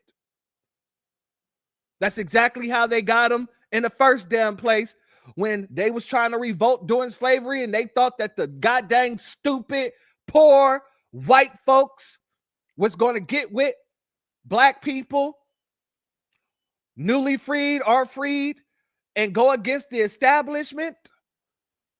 They say, you know what, we're going to make you guys the slave catchers. You guys are white now. You're smarter and better than those Negroes over there. And they did the same thing for college. They did the same thing for housing. That's why housing is so damn expensive. They did the same thing for Medicare. White supremacy counts on its constituents to remain and stay dumb as hell.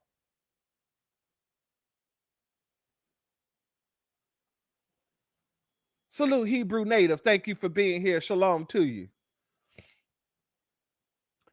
She then resorted to feminine, liberal, and holier than thou tactics by calling Nick triggered for correctly pointing out that she has no idea of what Nick's life is like in her criticism of him being unmarried and childless.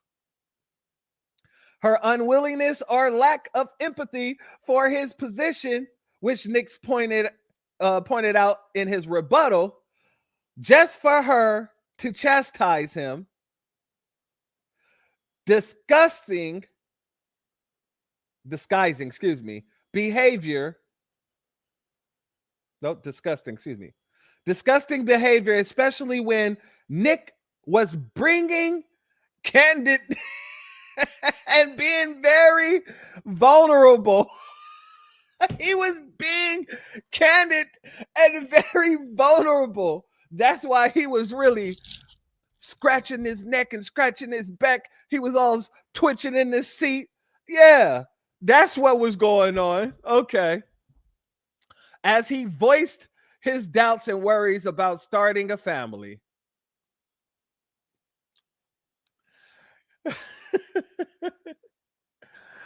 Candace could quit her public life and Candace could quit her public life, and her children, grandchildren, and great-grandchildren would never have to work a day in her life.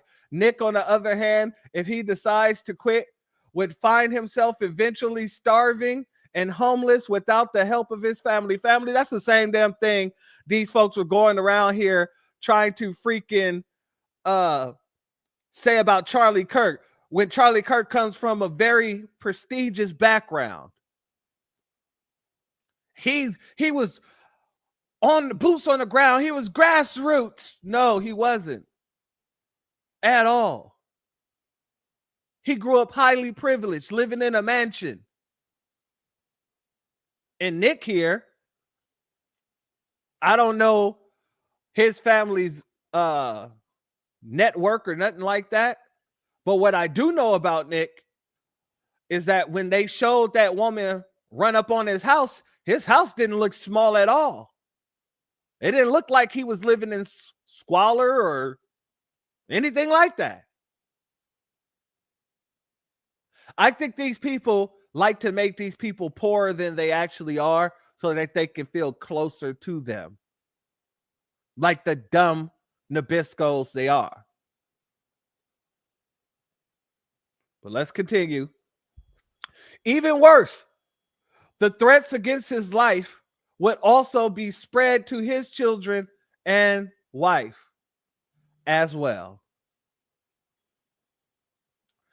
She spent far too long talking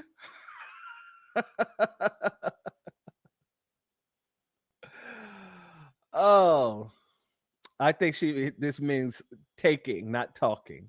She spent far too long talking her slights against Nick and her friendship with Dave Smith.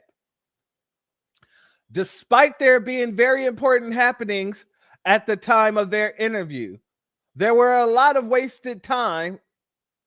time wasted, which should have been sorted out in private before she started filming. In my opinion, Nick performed very well. I bet you would think that. That's what stupid people would say. I hope I'm correct in thinking that he went there with specific talking points, knowing that Candace would respond poorly to them. What you say? Candace looked like she can beat him up. He'd be screaming, "Get off me, bitch! Get off me, you bitch!" oh, yeah. He's a racist, so he'll be like, "Get off me, you black bitch! Get off of me!" I also find it amusing that she thought Nick was a Fed. Hey, I wouldn't put it past any of them, including her. It was also amusing when she complained about watching people and thinking they're limited hangouts. Pot calling the kettle black. This interview looked to me like an ambush to increase her wallet and show a social standing.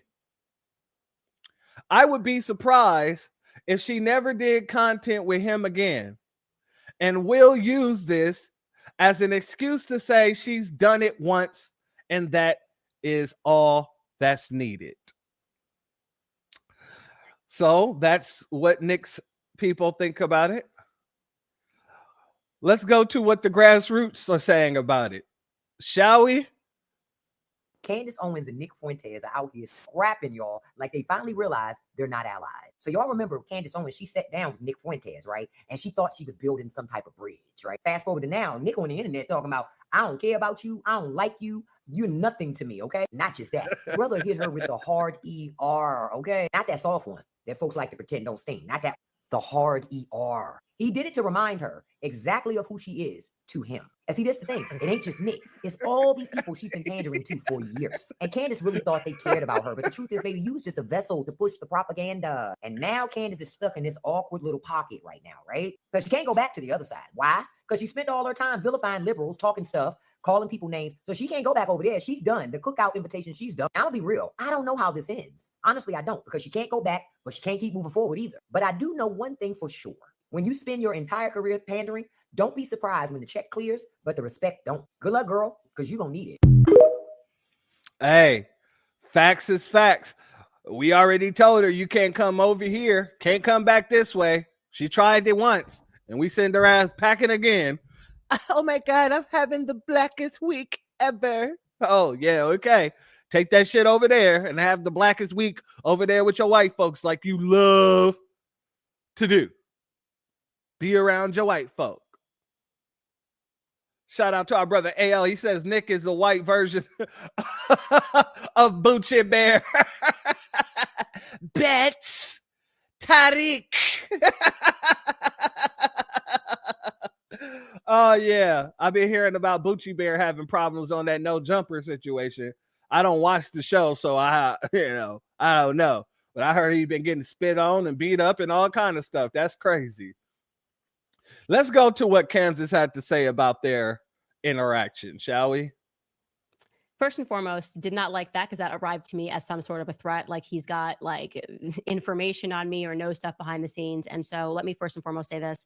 The idea that I have been red pilled by Nick Fuentes, parking aside just the utter arrogance of that statement. I've been in politics for 8 years. There's not a single person that I would say, they owe me, I red pilled them, I red pilled this person.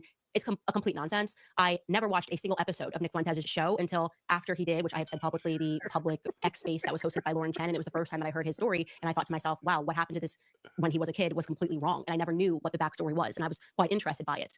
I have never said anything publicly about him, have not jumped in on everybody saying, you must disavow, you must say this, you must say that. And so to have somebody take my name, to lie and pretend that I've been following you for 4 years, like you're the person who saved me from the left. You have nothing to do with my story. You have nothing to do with my background. And I don't know what purpose it serves to even say this. I have no idea why you would say something that is just so resoundingly untrue when it doesn't serve anything. There's nothing here.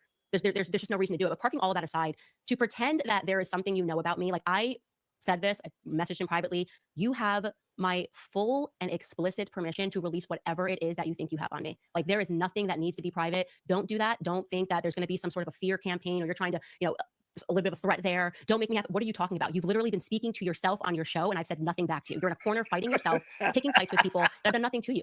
Okay. I don't need to have your perspectives. I'm sorry you don't like that I'm friends with Dave Smith. I'm sorry it doesn't seem possible to you that there could ever be a legitimate friendship between a Christian and a Jew, but there is one. I like Dave Smith. There's no funny backstory there either. I had him on my show, not because I wanted him as a token, but because my producer was a huge fan of his on my old show and said, hey, have you ever heard of this guy, Dave Smith? And my answer was no, because I know this is going to blow your mind, but your audience is not the same as my audience. You don't make an appeal to suburban moms. I would assume the majority of your audience is male. I also don't even watch Andrew Tate's videos and I'm friends with him. I don't watch his videos because his audience is male. It's just a different market of ideas. It's absurd to think that as a mother of 3, I go home and I'm watching all of this male content. Like, I think that's part of the reason is there's just such a gap here. It's a totally different thing when you've had 3 kids in 3 years and you have a household and the way that your brain works and what you do with your spare time when you have a show that's 5 days a week.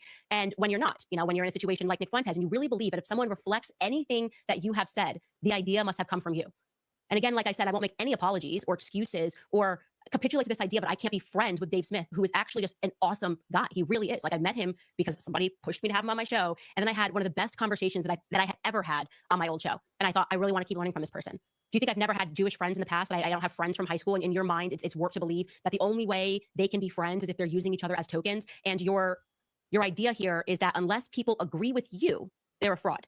And also, unless somebody has the same perspective as you, and also unless they speak to you, I mean, can you just explain this to me very slowly? What is the perspective here? Unless you fully agree with me, you're a fraud. And also, if you say any ideas that I say they obviously must have come from me. So when I arrived at the conclusion that Me Too was fraudulent from day one and that BLM was fraudulent from day one, if I go on and I see that also the Tate brothers say that Me Too is fraudulent, then clearly they must have gotten it from me. They must have been watching my show for years. I created the Tate brothers. They got that from me. I created all these people. I once heard Dan Bilzerian say something. He got that from me. This is just not a game that I'm going to play. So I'm totally, completely fine. As I said, and I will say it publicly, you can put whatever you want to put up about me. I conduct myself in private as I conduct myself publicly. I give everyone a chance to be kind. I don't take a perspective about people from others, but this was complete crap. And you heavily implied that you had some dirt on me, and you have my full permission to release whatever dirt you think that it is, because there isn't any. There absolutely is not any. All right, so that's what she had to say. Y'all in here going off in this chat. I'm too amused. Horseradish is the winner. That's what we're going to be calling, old Candace here, huh? She got a Mayo husband and she's the horseradish. Our brother Ao, he said they should have a celebrity boxing match. My money is on Candace's forehead. Oh, yeah. Yeah, I would put money on her forehead any day of the week. Any day of the week. Oh. Okay. All right, hold on. Whew. Let me get myself together. They're trying to figure out who's the weakest link. Exactly. They're fighting for their seats in the white supremacist system. They're fighting for a seat at the table. Nick is out here saying, look, guys, I'm white like you. I know I'm not from here, but I'm white like you. We don't need these Negroes with the hard ERs. We don't need them at all. All you need is me. I am Nick Fuentes. And Kansas is like, hey, guys, he's not like you guys. I'm married to one of you guys. And he just sounds like a crazy man. Let me be the mouthpiece, and I'll continue to be what you need. And what do you think they're doing over there at Turning Point USA right now? They're having the same conversations. Who's going to take over the realms? Who's going to take over the reins? Who's going to be the new Charlie Kirk? You better believe that conversation is being had. Who has enough, I guess you could say, because he don't have swag. Let's just say charisma. He's charismatic a little bit. I'll give him that much. Who has enough charisma and can actually debate? And I don't think they're going to be able to find anybody to do that. Not from any of the people that I've seen over at Turning Point. But let's get into this, family, because, Nick put out a statement. We're going to play that after which, matter of fact, let's do that now. This is what he had to say about people mocking the death of Charlie Kirk.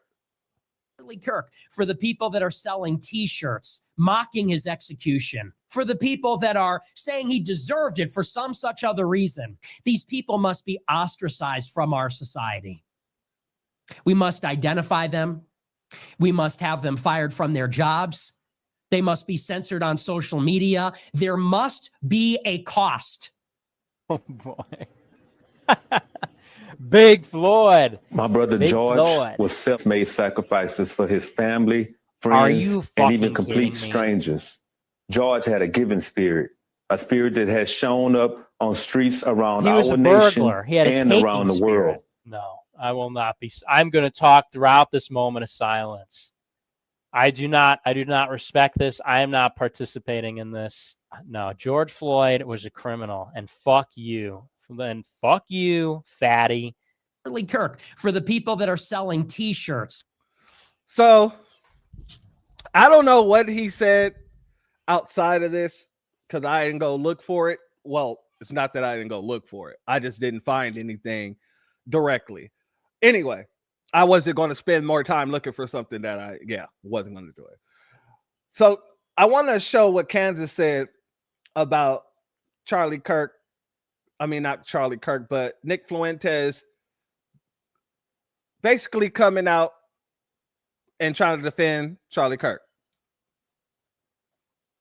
And she says, Charlie died, but Nick's the victim.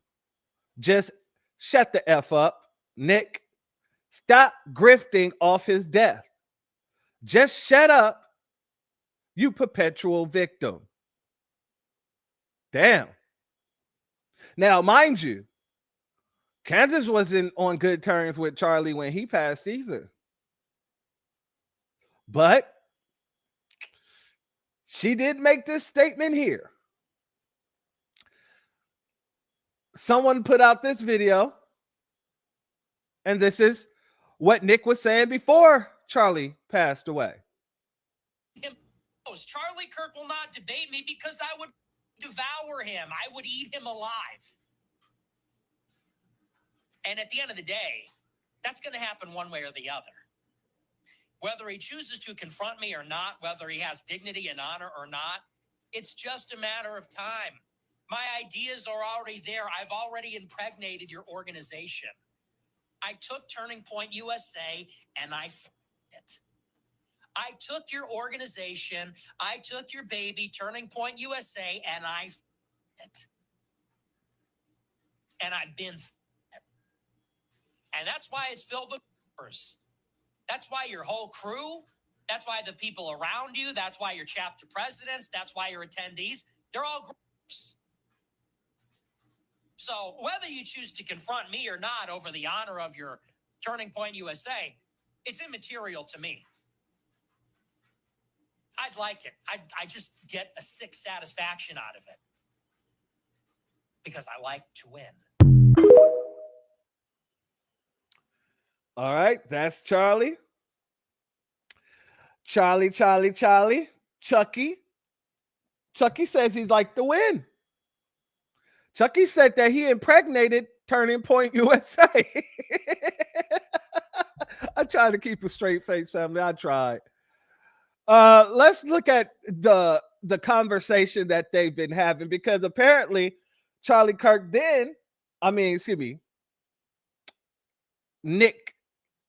Nick Fuentes. Nick Fuentes then turns around and releases their text messages him and Candace was having with each other. And I'm going to play this clip because it's funny to me. I was going to read those things, but I'd rather let this person reenact it. So let's go here.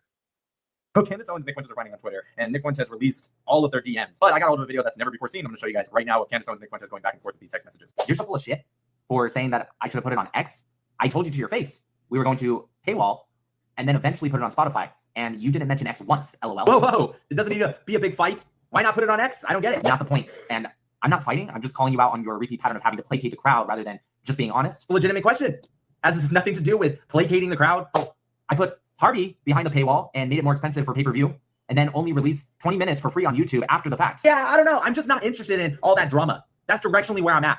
You invite me over in the middle of the US-Iran war, LOL, and you spend 2 hours grilling me about nonsense from a year ago and whether I hate Jews and whether I'm racist. I don't mind being confronted and having it out, but by the end, I was like, wow, that's it? Disappointing collab. So much ground to cover about the Jewish issue. Trump, yay. Our experience is getting canceled. We're in this world historical moment, but you wanted to press me? Okay, that's your prerogative. That was your brush with greatness. I just feel like we treated you very well. The combo was good. So I get confused on what you communicate to the public. But we will put it on X in 2 weeks since you suggested that. You suggested it after the fact, LOL. Drop it on X or don't. I'm not going to debate you about why I didn't suggest dropping on X in your living room as opposed to this week. Totally insane. You're going to have to evolve past responding to the internet and instead being a decent person. You can take that free advice or not. I never invited you to discuss Iran. I told you we could discuss anything and everything, and there was no time limit, and that I do not do gotcha interviews. Of course, we had clips of you discussing me. I said they were funny because they were, and you laughed when we watched them. So I don't know what you're all up in arms about now. It's a good discussion, and it was necessary to unpack the lead up to the interview. You certainly seemed chill about and positive when you left the house and the interview. Long story short, don't complain about people not having you on when you refuse to have any sort of positive outlook on the conversation when people do. I've literally done hour-long live debates with Piers Morgan, grilling me and trying to dunk on me and call me an anti-Semite, and I complain less than you are with a cushy interview where we gave you every opportunity to source anything you said at the very few moments of disagreement. You had even a small amount of humility. You would listen and understand what I am saying. but you seem completely incapable of that. I don't care if you confront me. I don't care that I'm being called names or asked tough questions. I think it was a missed opportunity to have a deeper conversation. What we discussed was petty, and I think self-indulgent on your part. This was a hotly anticipated interview. I don't not get interviews because I complain. I really don't. I don't get interviews because I'm banned from YouTube and people get fired for talking to me, obviously. Like I said, that's how you wanted to play it. I was cordial in person, but afterward, I sort of had a what the fuck just happened feeling as I digested it. Anyway, we did it. It will speak for itself. You don't like me complaining about it. Well, that's how I feel. Victim mentality is exhausting. Nobody ever does anything right. They either don't have you on, or when they have you on, you didn't get to say everything you wanted. Even when you are told there's no time limit, truly exhausting. Of course, we would have had you back, but now I just think you become what you hate. Your instincts are deceitful, Judas personality type. People break bread with you like Dave Smith, and then you jump on X and complain. Just dumb. Oh, well. Oh, please. Presumptuous to think I want anything to do with you after that little stunt. Fly out on 2 days' notice during a war with Iran for you to try to press me about high school level drama and whether I'm a real racist. And then you put it behind a paywall and act like you're doing me a big favor. Oh, well, is right. And now you're encouraging people to pirate our content 40 minutes after we drop the interview, which I already told you we'd release on Spotify video for free in a couple weeks. Upstanding gentlemen. Oh, give it a rest. You got caught with your hand in the cookie jar. You fucked up. Don't cry to me now. Have some dignity, miss. Don't worry, Nick. I'm not crying. Hey, Nick, I think we have to get you back now. Team just showed me all the coverage you're giving me. Again, still shocking given how kind we were to you, LOL. Want to come back to Nashville and we can do a discussion live on Wednesday on Rumble. Dan Bilzerian says he'll moderate, so this time you can't pretend you were set up and attacked, LOL. Family, all the infighting. I've been sitting here with my popcorn just chilling. I'm looking like Mike Jack in a movie theater right now with a huge smile on my face. I wish I could just, god dang it, frame this moment and put it on my wall. Real stuff. Shalom to our family. True Pilgrim, thank you for being here. 777 in the building. Much love to you and thank you for being here. As always, it's a pleasure. Now, family, I don't know if you heard about this, but apparently it's coming out that Nick Fuentes was out here calling for an all-out Groyper war against Trump and Charlie Kirk. Let's go here, family. This is on Reddit. And this is posted by Joe Rogan. Let's see what Joe Rogan put up in here. I am declaring a new Groyper war against the Trump campaign until we can figure out what the hell is going on. I'm declaring a new Groyper war. You have alienated us. You have ignored us. You don't listen to our concerns. We have been left behind. The Trump movement and the GOP have moved on without us. It serves Israel and corporations and immigrants, but it doesn't serve Native Americans. What about Native Americans? What about Americans? What about young white men? But what about us? Charlie Kirk is to the right of Trump on immigration? That's unacceptable.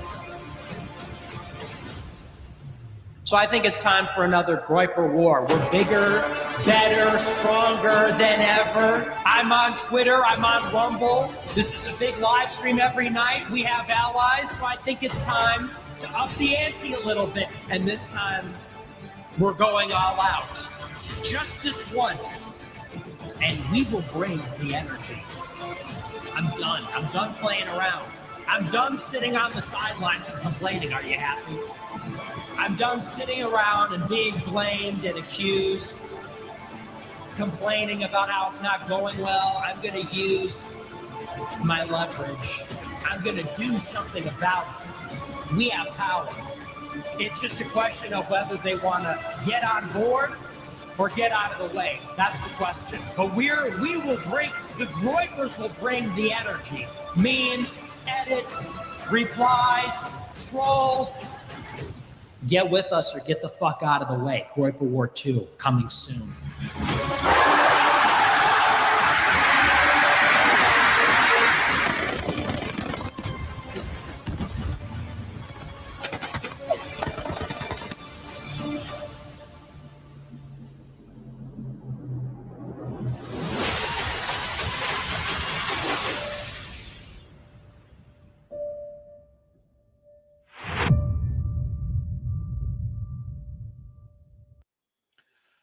Family, when I first saw that, I thought it was a trailer for a video game. Like, oh shoot, it's about to be a groiper war. What is this all about?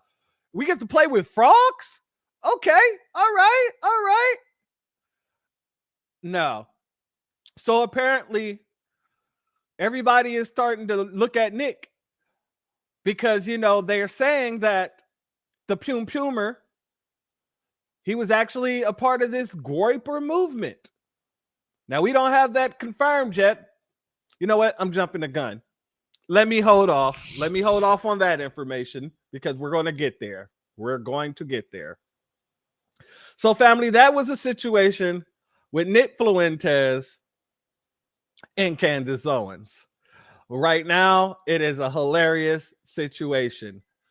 Now, I want to go to this next segment because there's been a lot of people online trying to shame black people into supporting a goddamn Stone Cold racist, into mourning a Stone Cold racist, into basically being silent about how bigoted that Stone Cold racist was. And we ain't out here accepting that in no shape or form. I got to play a couple of clips. I don't really watch this brother like that, but the brother does have some good content. I'll give you that much.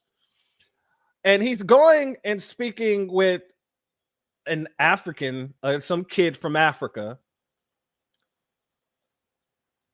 And he's debunking his talking points on Charlie Kirk. So let's go here. But they do say some things. For example, in the USA, like a black person they have an 88% chance of being killed by another black person. So, for example, like criticizing the own community, trying to help black people and change the culture so that they're not hurting each other, killing each other, and actually trying to be better. These are things that people like Charlie Kirk and Candace Owens do say. Wait, do you really think Charlie Kirk cares about black people killing black people? You believe that? I mean, if he's pointing out statistics that are true that some percentage of the population but committing a large portion of the crimes, and fundamentally, let me ask you a question. And really, they got to improve the educational system over there. And this is precisely why I started off. I said that education is hugely important for solving the Charlie Kirk situation. Let me destroy that statistic real quick. Number one, it's goofy for a number of reasons. You don't even need facts. You can just use logic. Let's use a bit of logic. Take a wild guess. Do blacks live mostly around Asians, Arabs, whites, or blacks? A, B, C, or D? What do you think? Other blacks. Oh, they live around other blacks, but that wouldn't be unique because do you think that maybe whites live mostly among whites? Would you say that? Would you think that maybe Indians live mostly around Indians? Would you think that? That's true. Oh, fantastic. Okay, great. So if you would see crime happening, it would mostly be blacks don't get the blacks merely because they live among one another, right? Yeah, that's true. But okay, great. So that's destroyed. That's idiocy. Now let me show you how biased you are. 1 second, young man. Let me show you how biased you are. Now you said 80% of crimes. 88% of black people are murdered by other black people. 88% of black people. It looks like you're reading right now. No, I'm on another screen. I can see right now. Like that's just I've researched. I've looked at it before. Okay, it's just that I can see like you usually have two different focus points, and you're. I was just looking at the chat because it's on the side. Oh, you're looking at the chat. Okay, fantastic. Stay here. Stay focused. You're gonna need your focus here. I promise you. So, what percentage? Now hit me with that percentage one more time, just real quick. 88%. 88% what? Of black people are killed by other black people. Okay, 88% of black people are killed by other black people. Very good. Now, without looking at your screen or looking at the chat or researching, what percentage of white people are killed by other white people? I believe it's around. I think it's around a similar percentage. I don't know exactly, but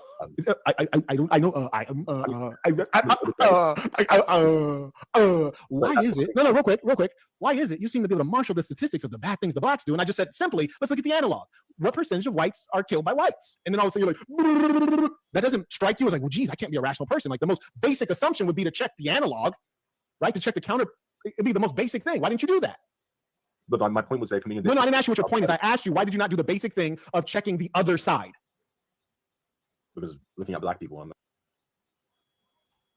Do you not think that there's a good number of white folks, Charlie Kirk fans, that look at you as little more than an incompetent, violent ape? No, I wouldn't say majority. You see, the challenge, the reason that you're blind is because when you're around, they don't say it. They wait till you leave. That's why you're a little bit deluded.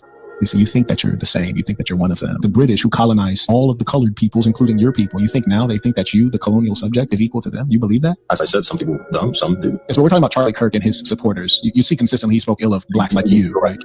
He's debated multiple times with her. They went tour to college campuses and debated. You don't think he'd see her as an equal? Wow, you're very hopeful. But ignorance and stupidity is evil. Just as dangerous as an Adolf Hitler or a Charlie Kirk, you are as dangerous, but probably worse because you look like us, but you are not on our team.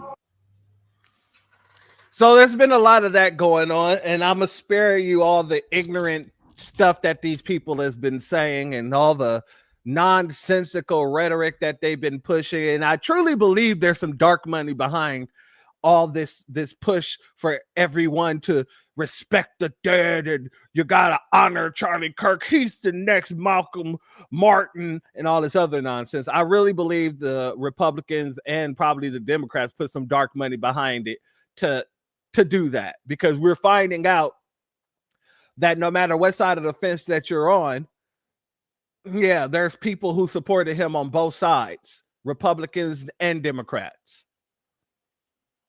And we didn't find that out until after he died, because these are the same people that are coming out trying to convince you that you should be sympathetic, empathetic to a person that was not sympathetic or empathetic to anyone in our community that was unalived.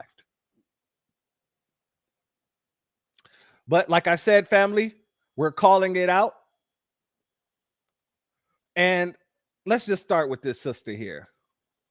Let's get this straight. If you pea-brain motherfuckers that only talk on this app think that you are on the same level, that you could easily be the same target as Charlie Kirk, you are giving yourself way too much fucking credit, and you're not giving him enough. As much as I dislike that man, the credit is that he was able to amass a following of millions of people and be able to establish chapters on campuses across this fucking country and travel internationally pushing his harmful rhetoric. If you think you having a small platform on TikTok and that's it, because y'all aren't doing anything else, y'all aren't going around on world tours pushing, oh, men should pay for first dates, oh, if you don't like coffee dates, y'all aren't having the same conversations. So don't give yourself that much fucking credit to think, oh, we're in the same line where we just run our mouths. That's not what he was doing. He was not just running his fucking mouth. And if y'all are reducing it to him just running his mouth, it's the same as these racist fucking people that come on here and say, oh, it's a difference of opinion.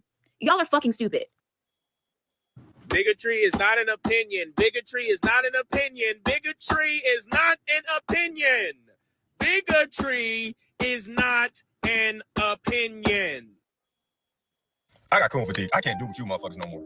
You got motherfuckers setting up their phone, getting on this app saying, well, if Master sees us work hard, maybe he would have shit to say.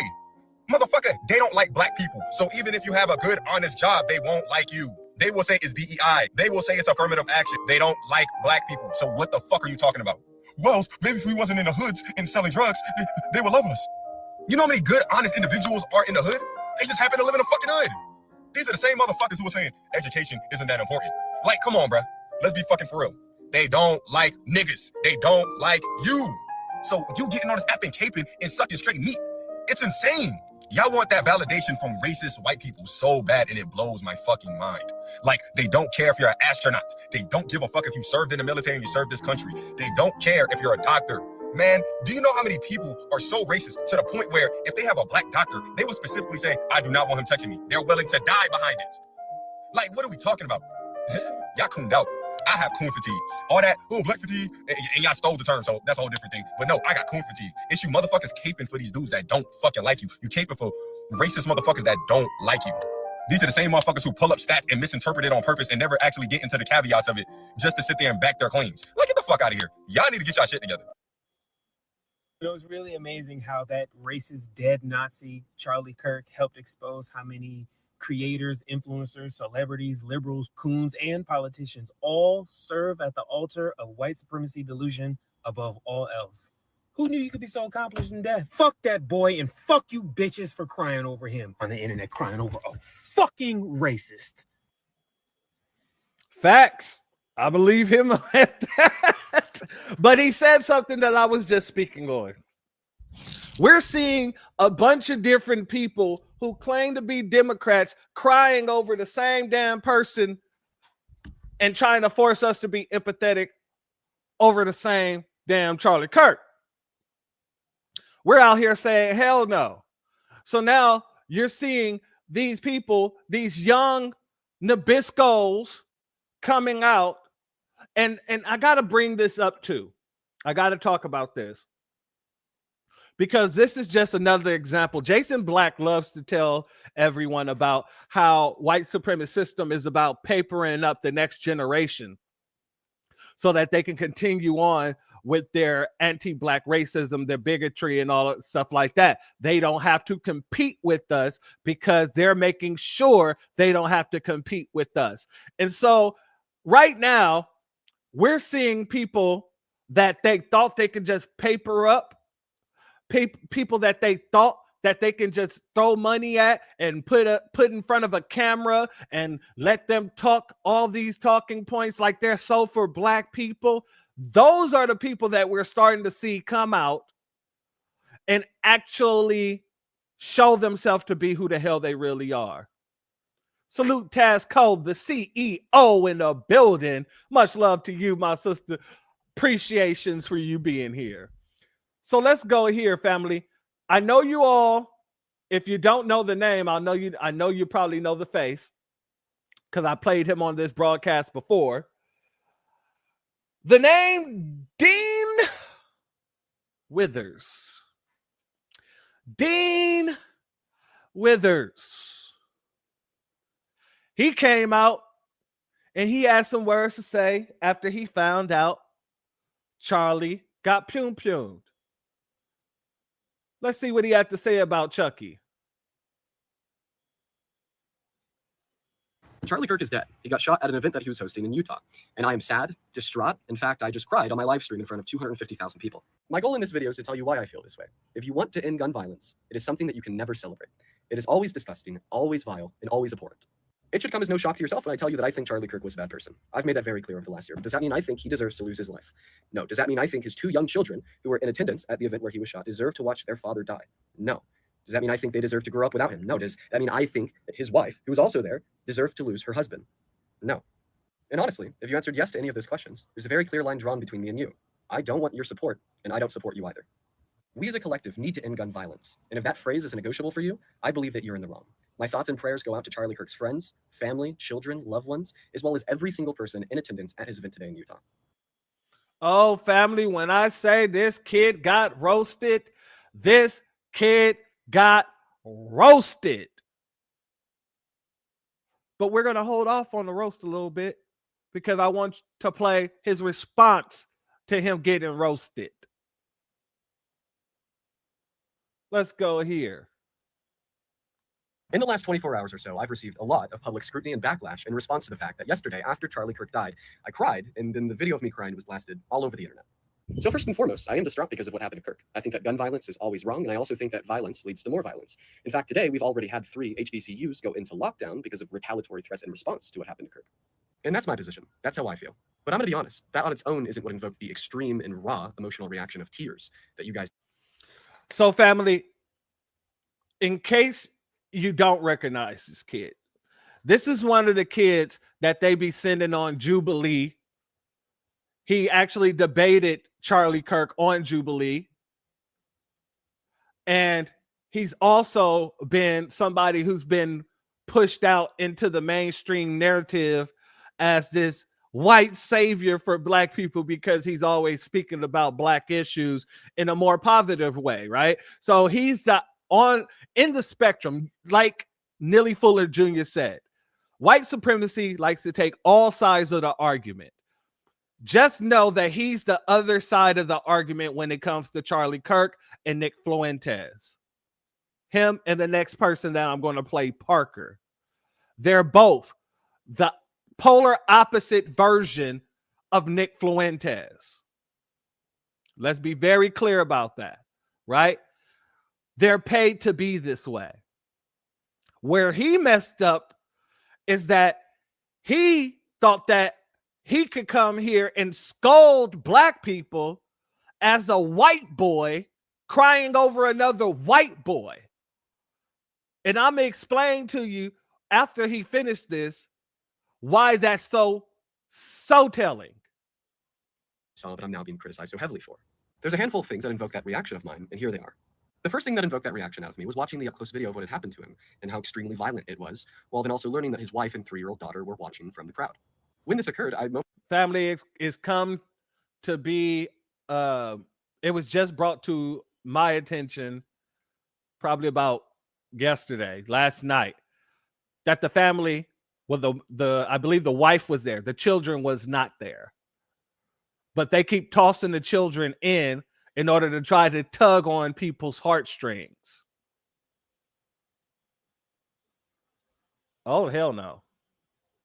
Hell no. You know what I got to do there. Pull that back, bitch. momentarily placed myself in the shoes of his wife or 3-year-old daughter and how they had to watch that. And yes, that made me extremely emotional. The second reason why I cried is because my best friend Parker was standing less than 30 feet away from him when it happened in person. In fact, he was next in line to debate Charlie Kirk. And not only the fact that he had to witness this, but then also then turned around and FaceTime me while he was running away and screaming, not knowing if this might be a mass casualty event where he or anybody else there would be next, was very traumatic for me and onset a lot of emotions. The third reason why I cried is because Charlie Kirk is somebody that I've personally interacted with in real life. Now, the reason why I personally interacted with him is because I disagreed with nearly every single thing he believed in, and I personally let him know. But I'm not good with gore, and seeing those things happen to somebody that I've personally interacted with in real life was really hard on me psychologically. It's also worth adding on that my tears weren't me telling you how you should feel, but rather you happening to see me and how I felt, because of everything I've just described in this video, all going through my head at the exact same time in the moment of. All right, family. So what this young man was just doing was basically saying, I'm white and I say so. He thought that he could come and scold us for whatever reason because he's a part of the same system that Charlie Kirk is a part of. He makes money in the very same way Charlie Kirk's make money. He sees himself in Charlie Kirk. They're both on the same damn level in frequency. Oh, no. He's not a closeted racist. He's an open racist. He just don't want you to know he's an open racist. Does that make sense? He's open. He's out here trying to push things that racists would say, trying to insert himself as a person of authority like a racist does, but he's trying to mask it with clothing. So he's outside of the closet, but there's still clothes hanging on that racist hanger. He's outside of the closet, but there are still clothes on that racist hanger. And I'm going to prove to you that this kid, we already know he's a racist. He knows he's a racist, and he's more concerned with Charlie because they are white first. They're on code with being white first. That's it, and that's all. Let's go here, family. I want to get to some of these responses. Give me 1 second. 1 second. There we go. All right. Now, let's focus. Hi, Dean. I don't know if you know this or not, but a lot of us are black or in other minority groups. So if it was the 1940s, Charlie Kirk and his supporters would lynch the fuck out of all our asses. So no, unfortunately, we cannot give him any empathy for the shit that he has said and done while he was living. Sorry. And maybe empathy would be a thing that I could give him if I could get over the fact that he said that slavery and segregation shouldn't have been abolished. I don't know. Doesn't really seem like he gave people that look like my black ass any empathy. And maybe through time, my opinions will change. But as of right now, today, I think the fuck not. And Dean, it really pains me to be the one to bust your fucking bubble, but you've never cried for children that have died of genocide. You've never cried for children that have died in school shootings. You've never cried for people that were gunned down innocently by the hands of crooked police officers. So that's crazy. You can cry for a man that pushed that amount of hate, but you're supposed to be progressive. Funny, but not funny, haha. And I hate to be that girl, but it's kind of weird how you sit on your page every day pretending how you're progressive, but didn't understand how that comment was full of privilege. That's crazy. Something that Dean doesn't seem to understand is he gets to clock out of his internet activism. Black people can't take their skin off. Dean can turn off the cameras, he can get off live, and he can leave outside of his home and not have to deal with discrimination because of the color of his skin. He doesn't have to deal with it. So he can sympathize and have all of this empathy for another white person who has done nothing but spew hatred to minority groups, to marginalized groups, because Dean isn't a part of any of those groups. He doesn't know what it feels like to be a part of any of those groups. He doesn't know what it's like to be oppressed, but he likes the feeling of getting to be the knight in shining armor for these groups. But make no mistake, this is armor that he can take off free willy-nilly whenever he chooses. That's why he can't understand what it's like for any of these people. In the last 24 hours or so, I've received a lot of public scrutiny and backlash in response to the fact that yesterday, after Charlie Kirk died, I cried, and then the video of me crying was blasted all over the internet. So first and foremost, I am distraught because of what happened to Kirk. I think that gun violence is always wrong, and I also think that violence leads to more violence. In fact, today we've already had 3 HBCUs go into lockdown because of retaliatory threats in response to what happened to Kirk. Dean made that video trying to justify why he was crying over Charlie Kirk, saying that, you know, he was receiving scrutiny for crying over Charlie Kirk. You weren't receiving scrutiny for crying over Charlie Kirk. You were receiving scrutiny for trying to make other people feel bad for not crying over Charlie Kirk. Then you tried to sneak black people in there saying that HBCUs receive retaliatory threats. Let me show you what the definition of retaliatory means. The word retaliatory is an adjective that describes something done as retaliation, that is as revenge or punishment in response to someone's action. Retaliatory means acting in a way that is intended to get back at or punish someone for something they did. We didn't do shit. So don't call it retaliatory threats. Call it exactly what it is. Call it hateful threats. Call it raceful threats. Call it exactly what it is, because that's what it is. This is not retaliation. Black people played no part in this. Y'all saw who played a part in this. But this should tell you why black people aren't mourning and don't feel bad at the fact that Charlie Kirk is dead, because this white man killed Charlie Kirk. Yet somehow black people got brought into it. And now you have people threatening the lives of young black adults, young black college students that played no part in this. But now this is why. Do y'all understand why we don't feel bad? Already had 3 HBCUs go into lockdown because of retaliatory threats in response to what happened to Kirk. Nobody should be calling the threats against HBCUs that immediately followed Charlie Kirk's death retaliatory, especially not somebody like Dean Withers, who markets himself as a liberal to progressive voice that is anti-racist. Retaliatory implies that the HBCUs attacked Charlie Kirk, were responsible for his death, and people were retaliating against that action. The only way that you could think that is if you were fucking racist, if we're just going to keep it a buck, right? Because there is no logical reason for anyone to target HBCUs in response to a murder that happened at Utah Valley University. UVU is obviously not an HBCU. There are no HBCUs west of Texas. And to be a historically black college and university, you need to be a school that was established pre-1965 that served black students, because what was before 1965? Segregation. And even if people did think the shooter was black, right? How could you justify thinking a shooter we don't know, don't have in custody, have no idea who they are, was a college student from universities states away? Doesn't make any sense. It's just racism. And if at any point in time, any of the suspects in custody had been black, or anybody had thought that the shooter was black, we would have heard it immediately. Like, let's be so for fucking real. And the guy they do have in custody right now, Tyler Robinson, who everybody thinks is totally the guy who did it because he allegedly admitted it to his minister and his father, is a 22-year-old white guy from Utah who is from a proud MAGA Republican family. And since that information has come out, Charlie Kirk fans have been real quiet on retaliating against 20-something white guys from Utah from MAGA families. Y'all out here clowning this goddamn this girl in this this acne. I feel it though. I feel it. I ain't gonna lie. I was kind of distracted. I said focus though. I tried to warn y'all to focus. Y'all thought it was just about the first young lady. No. Salute Classy K. Thank you for being here, family. Bless her heart. Bless her tiny little heart. Freaking Damien is crazy. He's had acne. All right. So, family, we got to go here too. Hold on. Can't miss this one. Pretty smart kid. I actually think Dean is more likely to one day become more conservative. Don't make that likely to one day become more conservative. Dean is more likely to one day become more conservative. Dean is more likely to one day become more conservative. Dean is more likely to one day become more conservative. Don't make that line be one between the left and right. I will side with the right. Well, I think these white sheep boys fighting for black and brown rights and voicing so much about it is always a little disingenuous. Like, it's almost situationally ironic that the man that he cried for predicted that this man would choose to go with conservatives and Trump one day. And now when reality happens, because these little talking heads on our phones isn't reality, when real life happens, all of the real life that they continually talk about on their bro podcasts, he immediately threatens to switch sides as if he's in a power position already, which could be interpreted as him implying that he is in one simply because of his skin color. So it's really difficult. Like, I know people love this guy, but I always felt like a little bit like, I don't know if I fully believe him. Race has such a big portion of American history. All right, so that's that. And now we get into this sister here, who's basically calling out the fact that all these folks are white first. And she's LGBTQ, and she's even admitting, even in the LGBTQ, them folks are white first. Let's go here.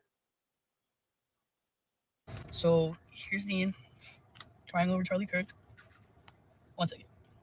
This is Dean listening to one of his friends, a black woman, tell him that he'll never understand why there are communities that are not mourning the loss of Charlie Kirk. I believe her name's Covey, and throughout everything she was saying, he was hitting his pen and completely disregarding everything she said by saying, I can't agree with it. I can't stand for it.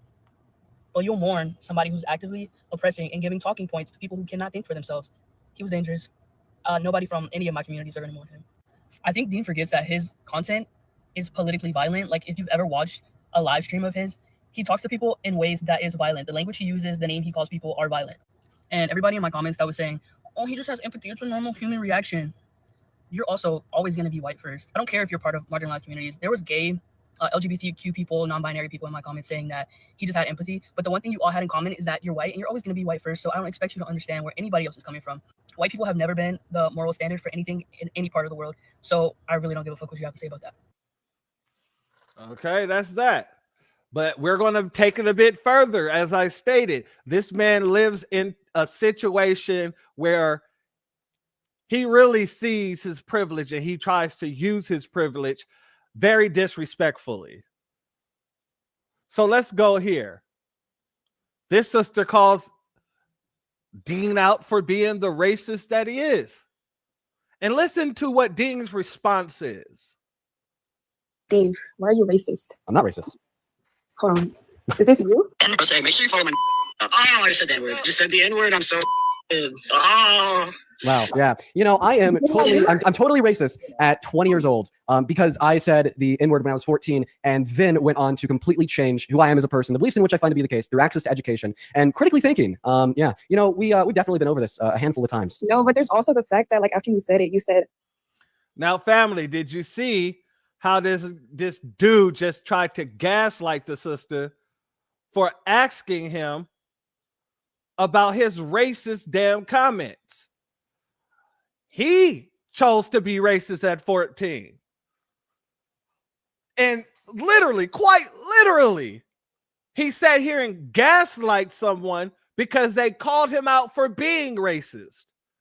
If you really cared and you wasn't a racist, you wouldn't say, oh yeah, I'm racist because I said the N-word when I was 14. Many of you do. You didn't know you were going to get caught. But many of you go around saying the N-word on repeat. As he just admitted to, it was a part of his vocabulary. But instead of addressing it and saying, you know what, I was young and dumb, and I'm truly sorry for that. Since then, you know, I've done some research and I've actually really educated myself. That was very irresponsible of me. And yeah, you know, I probably should not be speaking in any realms about that because, you know, I was wrong. There's no other way to put it. I was wrong. No, this supremacist sat here and gaslight the sister who asked him the question because he didn't feel like he needed to respond to that. Shalom and salute to our sister Key Prince in the building. Much love to you. Thank you for being here. Oh, I forgot I can't say that on stream. This is like a huge issue that you do say this shit on stream. When I was 14, I had the N-word in my vocabulary, and that was very bad, and that was racist, right? But I don't think I'm still racist today because of all of the monumental changes I've undergone since I was 14.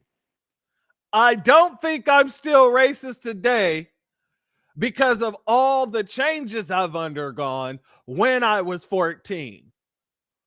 You don't get to decide whether you're racist today, tomorrow, or next year. Just like you don't get a chance to decide whether we mourn Charlie Kirk for his racism yesterday, the day before, and in the last year, and every year before that. This man is literally showing you that he's living in his privilege. He thinks that he can just say whatever he wants and just basically shrug off anybody's feelings about what he's saying because he felt he didn't study so much, because he felt that he didn't change his way, because he felt that he has done enough in order to remove himself from the racist category. Like I said, him and Charlie Kirk are one and the same. Just one speaks about racism and bigotry, and the other ones is basically the contrarian to the person who speaks about racism and bigotry, but they're both being paid. They're both being used and utilized as tools.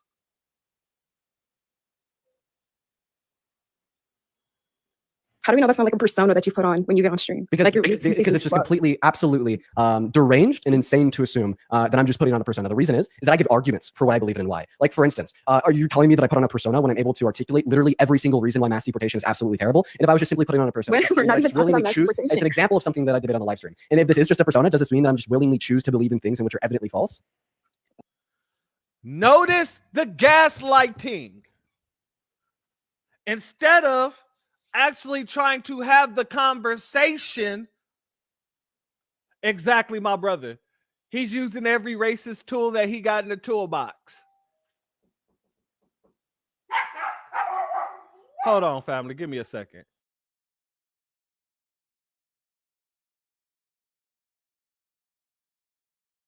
While we wait, let me go ahead and do a brief commercial, non-commercial break. Introducing the B1 Rolodex, the easiest way to search for and support FBA and B1 businesses. Hundreds of entries from the Black grassroots for the Black grassroots. Free to use, free to download, constantly updated. Trouble navigating the document? Try using the map version. Notice a business missing? Use this simple Google form to submit an FBA or B1 business. Also submit anti-Black businesses, which are now being collected in that last tab. Find resources, contact numbers, and much more using the second tab. All the info you need to start practicing group economics today. Go to blacktruthunited.com. That's blacktruthunited.com. They say doing the same thing over and over again and expecting a different result is insanity. I say it's stupidity. We as Black Americans have been voting for the Democrats with over 90% of our votes going to them for the past 60 years. And what do we have to show for it? I'll tell you, we are 15 to 20% of the population, but nearly 60% of the homeless. We have aborted over 20 million of our Black babies. Our wealth is heading backwards, and we own less homes now than we did during Jim Crow. I'm not saying vote for the Republicans. I'm saying don't vote for any party. Vote for good policies. If anyone comes to us and they ask for or demand the Black vote, you tell them to show me your Black policies. I am Greg Marcel Dixon, and I approve this message. And so do I, family. So do I. I got to give an apology. I can't stand when people knock on my door when, god dang it, I'm in the middle of broadcasting, because my dogs will lose their damn minds. And when I say they lose their damn minds, they lose their damn minds. But yes, let's get back into this. And I was in the middle of cooking too. Let's get back into this. Shout out to my sister, Miss Niecy, Hurricane Niecy in the building, who says that smirk disguised as a smile. Exactly. It's disrespectful. It is very disrespectful. He said, Ozclaw, he says, he's smiling, he's uncomfortable in the conversation. He just got called out and proved wrong. Absolutely. Absolutely. That's exactly what the hell it is. Let's go over here. Oh, I got a, what is it? Maltipoo mixed with a poodle, and then a Maltipoo poodle wiener dog mix. Yeah. One is the daddy, one's the daughter. It's crazy. But anyway, tiny dogs always bark louder for some reason. Let's go here. Let's continue what the hell this idiot is saying. How do we go from talking about you saying that and we're talking about mass deportation? Because you said, how do you know that you're not just putting a persona on stream? Well, because that just means that I like willingly choose to believe in things that are obviously false and proven obviously false by my own arguments. No, all that means is that you've been trained, you've been vetted, you've been properly given talking points, and you've remembered them, you held on to them, you have them in the back of your skull. It's the same thing they did with Charlie Kirk. Charlie Kirk used to be trying to jump off the stage fighting people. Somebody pulled his coattail and said, hey, yeah, you can't be doing that. You got to be more suave. You got to be able to just voice and vocalize your situations. And then Charlie Kirk started just spewing the same talking points over and over and over again. And when people got at him in a different way, he started lying about those talking points. So no, it does not mean that you're not racist because you can articulate certain stances that has to do with racism. It doesn't.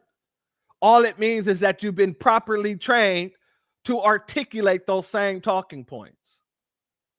Shalom to our brother William Aaron in the building. Much love to you, family. My sister Bass says she got a pug. Okay, you had a pug? So yeah, you understand me. Little soldiers. Yeah, they little soldiers, all right. You know, nobody can knock on the door for nothing. If you go through, like, if you're around my windows, anything, these dogs start tripping the hell out. If they hear a dog down the street barking, they will trip the hell out. Small dogs often have louder barks, Church. You're absolutely right, because these little bastards, I can't stand when they bark. I'm going to tell you the truth. That I get irritated when people come to my door because of that situation. You made my dog bark. And so when I open the door right now, there's some dude standing there with a clipboard. I told him, you got to go, bro. I'm over here. I'm live right now. You got my dogs acting crazy. You got to get off of my property. He was like, oh, I'm sorry. Yeah, don't be sorry, ho. Be careful. Had to hit him with a Cat Williams line, but yeah.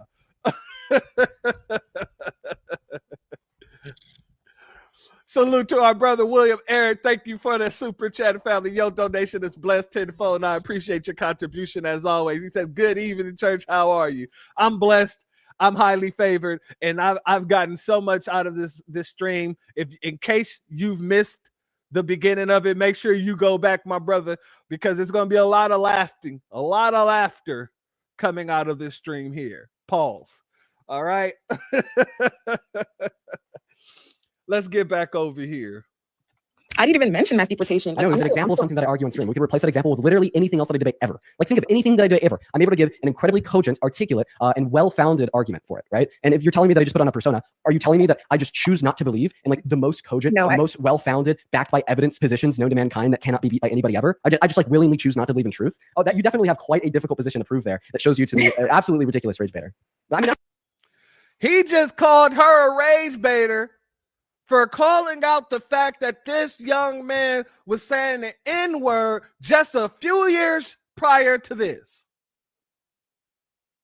I don't know how old this kid is. He looks like he about 19, maybe 20. He was 14 when he was saying the N-word. So in a few short years, you're telling me that you just overly educated yourself. No. No, you didn't, because if that was the case, guess what? You wouldn't be speaking to the young lady like you are. Let's be very, very clear. It's literally a video of you on your Fortnite stream with you saying, follow my N-word, Jose, or was it like something with the J? And then you proceed to say, oh, I forgot, I can't say that I'm on stream. I can't say that I'm on stream. Right. The reason why I said that when I was 14 is because of like what was I on? Twitch TOS? Like, I think I was like totally fine with saying the N-word when I was 14. It was a part of my vocabulary. I just tried not to say it on stream because of like Twitch TOS. Yeah, that's racist. Like, white people shouldn't say the N-word. I completely acknowledge that. I was racist when I was 14 because I used the N-word. Yeah. Listen, maybe that's why your brother kicked you out. You're like very, very difficult. I think that my brother would probably like me more if I still use the N-word. So your brother's racist too? He's just a very extreme conservative. So your brother is, in your words, I don't want to misquote you, your brother is an extreme conservative, quote unquote, a racist, a bigot. Okay, both of you are racist and bigot. You got one on the conservative side who is racist and bigoted, and you got one on the liberal side who is racist and bigoted. I feel like it's very necessary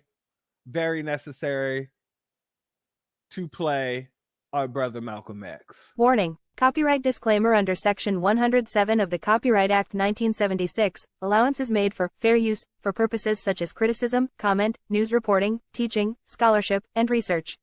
Fair use is a use permitted by copyright statute that might otherwise be infringing. Nonprofit, educational, or personal use tips the balance in favor of fair use. In this crooked game of power politics here in America, the Negro, namely the race problem, integration, civil rights issue, are all nothing but tools used by the whites who call themselves liberals against another group of whites who call themselves conservatives, either to get into power or to retain power. Among whites here in America, the political teams are no longer divided into Democrats and Republicans. The whites who are now struggling for control of the American political throne are divided into liberal and conservative camps.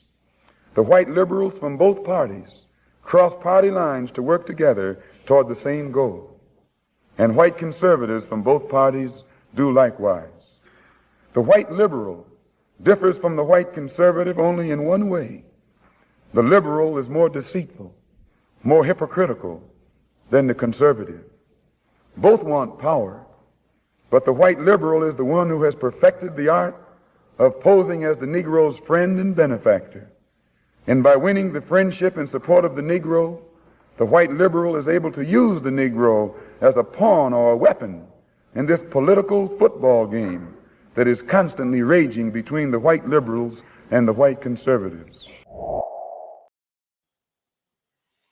And is that not what we're seeing right here, family? But is he racist? Because you said that. The white liberal who says his brother's just ultra conservative. He's not racist. He's just an ultra conservative. Once again, like I said, he sees himself in Charlie Kirk, just like his brother sees himself in Charlie Kirk. When he saw Charlie Kirk get taken out, he saw his brother get taken out. Probably. So you're more worried about changing strings on the internet than fixing your own brother. Well, I mean, I'm not going to go and give you like a doctoral thesis on why I can't change my own brother, but it's not going to happen. And I don't think I owe you an explanation insofar as why either. Why is it the case that he got kicked out by his brother? Oh no! Oh no! Hell no! No, Dean. No. Because as the Bible says, it says what? Take the speck out of your own eye before you try to remove the plank from, or take the plank out of your own eye before you try to move the speck from someone else's. So you're telling me you can't fix your own house, but you want to get online and tell people what to do to fix theirs. And the look on his face. Explanation insofar as why either. Why is it the case that he got kicked out by his brother? Insofar as why either. And I don't think I owe you an explanation insofar as why either. Why is it the case that he got kicked out by his brother? And notice, he got triggered just like Nick got triggered earlier in the clip that I showed. And I don't think I owe you an explanation as to why either. Exactly. Strawberry shortcake popping off. Another zesty zester.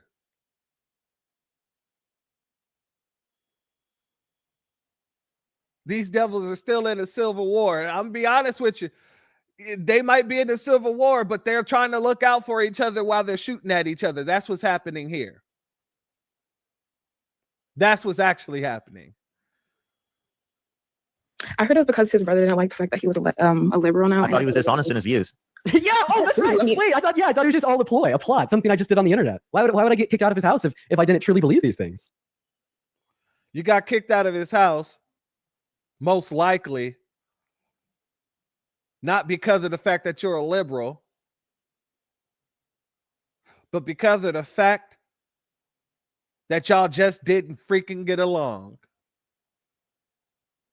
See, I understand, and most of us understand, that liberal and conservative are just jackets you guys take off and put on. But I also understand that you're not going to be penalized for just being a liberal in a conservative family. In the same way that a conservative is not going to be penalized for being a conservative in a liberal family. When y'all get together for your little family dinners, if y'all ever get together for family dinners, probably holidays and things like that, y'all just argue a lot about politics. And that's where you get that whole talking point of what, don't talk about religion or politics when you're around your family. And I've always said that's the number one time that you need to be speaking about religion and politics. Now, it's one thing if, they're just beating your head against the wall, you can walk away from that. But if you're not talking to your family about these things, what makes you think you can come out and talk to strangers? That was a wonderful question. But like I said, he's showing he is the exact same person as Charlie Kirk. Let's go here. I don't get it. Why are people mad that Dean Withers changed and became a better person? Do y'all want racist people to stay racist so you can keep hating them or something? I'm going to assume you're a white person because of the tone of this comment, which I think is insane. But I am going to answer your question because I do think that it's an interesting conversation that I enjoy having. However, watch yourself. What y'all fail to realize is that it's not enough to simply quote unquote reform yourself from racism and say that you're not racist anymore. Let's go back. What is racism? Well, racism is hating black people, the existence of black people, and also acting on the systems of oppression that black people experience. So if you're not racist anymore, that means you don't hate black people anymore, and that means you're not actively contributing to the systems of oppression, except for the fact that most white people do actively contribute to the systems of oppression, and or they don't care that those systems exist. They know that they benefit from these systems, black people being discriminated against on the daily, them benefiting from that and getting them another leg up in society and more money and capital and protection, and they don't do anything or say anything about it. Now let's go back. If you simply watch society be racist, your I'm not racist mentality doesn't mean anything. You have to be anti-racist to actually affect change and actually say that you actually respect and like black people because you want black people to do well in a society that hates them. Now, one could argue that Dean Withers is doing that. I would say, no, the fuck he isn't. Debating white supremacists about black people's existence and whether or not we deserve to have rights is not being anti-racist. It's not helping black people. And black people on this app particularly, have specifically said that, specifically to Dean. And he continues to do the same bullshit. Now, if he chooses to do that, so be it. I can't force him. He's a grown-ass man. But don't sit up here and pretend as though he's some ally of mine. The second point of this is just because you reformed your racism all of 2, 3, 4, 5, 6, 7, 8, 9 years ago does not give you the gumption, the gall, or the authority to sit up here and to tone police black people about how they should feel about their oppressor being unalive. That is the other point. White people tend to never know their place in any conversation pertaining to black people. Because how are you going to sit up here and know that you have a racist past and know that you actively contributed in a broad sense to my oppression as a black person in this goddamn country because you either voted for Donald Trump or you supported Donald Trump or you did, or you said slurs. He did say slurs, by the way. How are you going to sit up here and know that you have a racist past and think that you can cast judgment on the people that you were racist to? How does that make sense? Someone explain it to me as if I am a child. You know you did some fucked up shit and you think what is that on the screen? Seriously, can't tell. Which one are you? What are you talking about, my sister? Are you talking about that there? That's a comment from TikTok.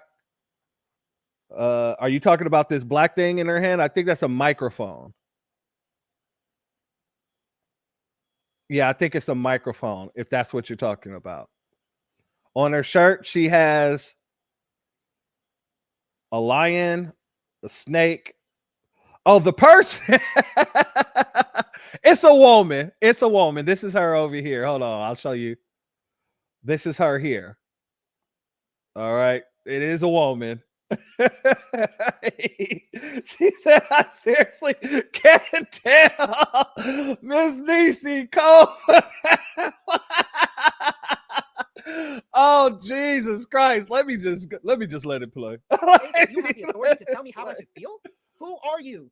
Again, everyone, and I mean everyone on this planet, should know their place when it comes to certain conversations, when it comes to how they behave, when it comes to if they're a guest in someone's home, much less in another fucking country. You feel me? So in this conversation of Charlie Kirk, Dean Withers is not knowing his place because he's a white man who is a reformed racist sitting here extending his authority and his white caucasity and telling black and brown people how they should feel and how, if you're doing this, I think you're a bad person and I don't want your support. First of all, you were never getting that to begin with. And second of all, you do not have the range to even have this discussion, as proven by the black content creator Covey, who had a conversation with them on live stream. I already went over it, and they basically checked them. They put them in place, and Dean could not even understand, even though he was put in place in such a nice and kind and genuine way, kinder than I ever would be to him. He was put in his place so badly he did not know what to say. Okay, when Covey said that you don't have the ability to say and do what you're saying and doing, Dean was like, well, this is just how I feel. Regressing and retreating into his white privilege, white victimhood, and white savior complex mentality. It's not changed all that much. Just because you don't vote for Donald Trump, and because you don't say slurs, and because you finally realize that you're not better than black people, which, mind you, I don't think that he actually genuinely, I do think that he thinks that he's better than black people. White saviors generally do. I sped this up so that I don't get a strike. So it's not just her speaking fast. It's me also speeding it up a bit. I think it's at what, 1.5? Yeah. So I sped it up just about 0.5 or whatnot in order to make sure that they don't come after me with hits, because they've been doing that a lot lately. Do think that they're better than black people, because a white savior is going to say, this is how I think that you should solve your issues, knowing he doesn't know what it's like to be black, knowing he doesn't have the hyper-marginalization that I do, much less as a black trans person. I think he thinks he knows what's best for us. And that is racist. I don't know. You tell me. I would say not in a way that's meaningful. I would say he's not an ally of mine. I would say I wouldn't trust him with a 10-foot pole. Now, if you want to sit up here and make, apology tours and excuses for a white man who, was saying slurs and being racist, all this stuff, you do that. I don't really genuinely care. I'm not going to sit up here and to go back and forth with people and call them a bad person. I don't do that here, okay? I say how I feel and I move on. And how I feel is Dean has not shown progress or change that is meaningful to me to sit up here and to, skirt past his bullshit. No.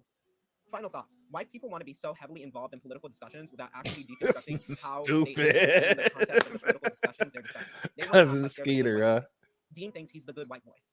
You're not special. I've literally seen 500 million versions of you. Y'all are all equally harmful, or harmful to some degree. It's a spectrum of harm, but you're not special in your regard. White people genuinely think that when they found and discovered progressivism, and they realized that they don't have to be racist anymore, they're somehow the chosen one. You're not. You're not. And then when they realize that black and brown people want violent liberation, they want to be liberated from all these oppressions and systems that are keeping them down and literally unaliving them on the streets, not getting a tenth of the fucking media coverage a Charlie Kirk would get. He's like, damn, maybe I am in agreement with people on the right. We know, because you're going to protect the system, this country that protects white men. That is his priority and goal, to protect this fucking country. To some capacity, more than mine at least, because, and not to legally condone anything, if political violence was normalized in this country like America normalizes political violence that they put onto other countries, Haiti, fucking Jamaica, fucking Ghana, Nigeria, and literally any country in Africa, all of the Middle East, right? If political violence was normalized here, it would threaten white supremacy. It would threaten white men. It would threaten the people in power. And that is scary to white people. And the reality is black people are so conditioned to the political violence that happens to them in this country that when Dean Withers gets on his platform and says, well, I don't want people celebrating this situation because it'll get worse for you. Who are you talking to? See, that's when I would literally, I can't say what I want to say, but that's when we would literally have to square up, because who are you talking to? Literally watch your fucking mouth, because it's always been bad. I can walk out of the street right now in Florida and get pewed, literally. Open permits. You don't need a fucking license. You can carry whatever the fuck you want. And also, I'm trans. Okay. What are you talking? Oh, I guess y'all was correct. Who's in a? Yep. Look, Matt said I'm getting male vibes. Me too, Matt. We got cousin Skeet over here. Yeah, y'all get the cookie. God dang it, y'all was correct. I didn't know the person was trans. Yes, Miss Niecy, the video sped up. So you're absolutely y'all. Hey.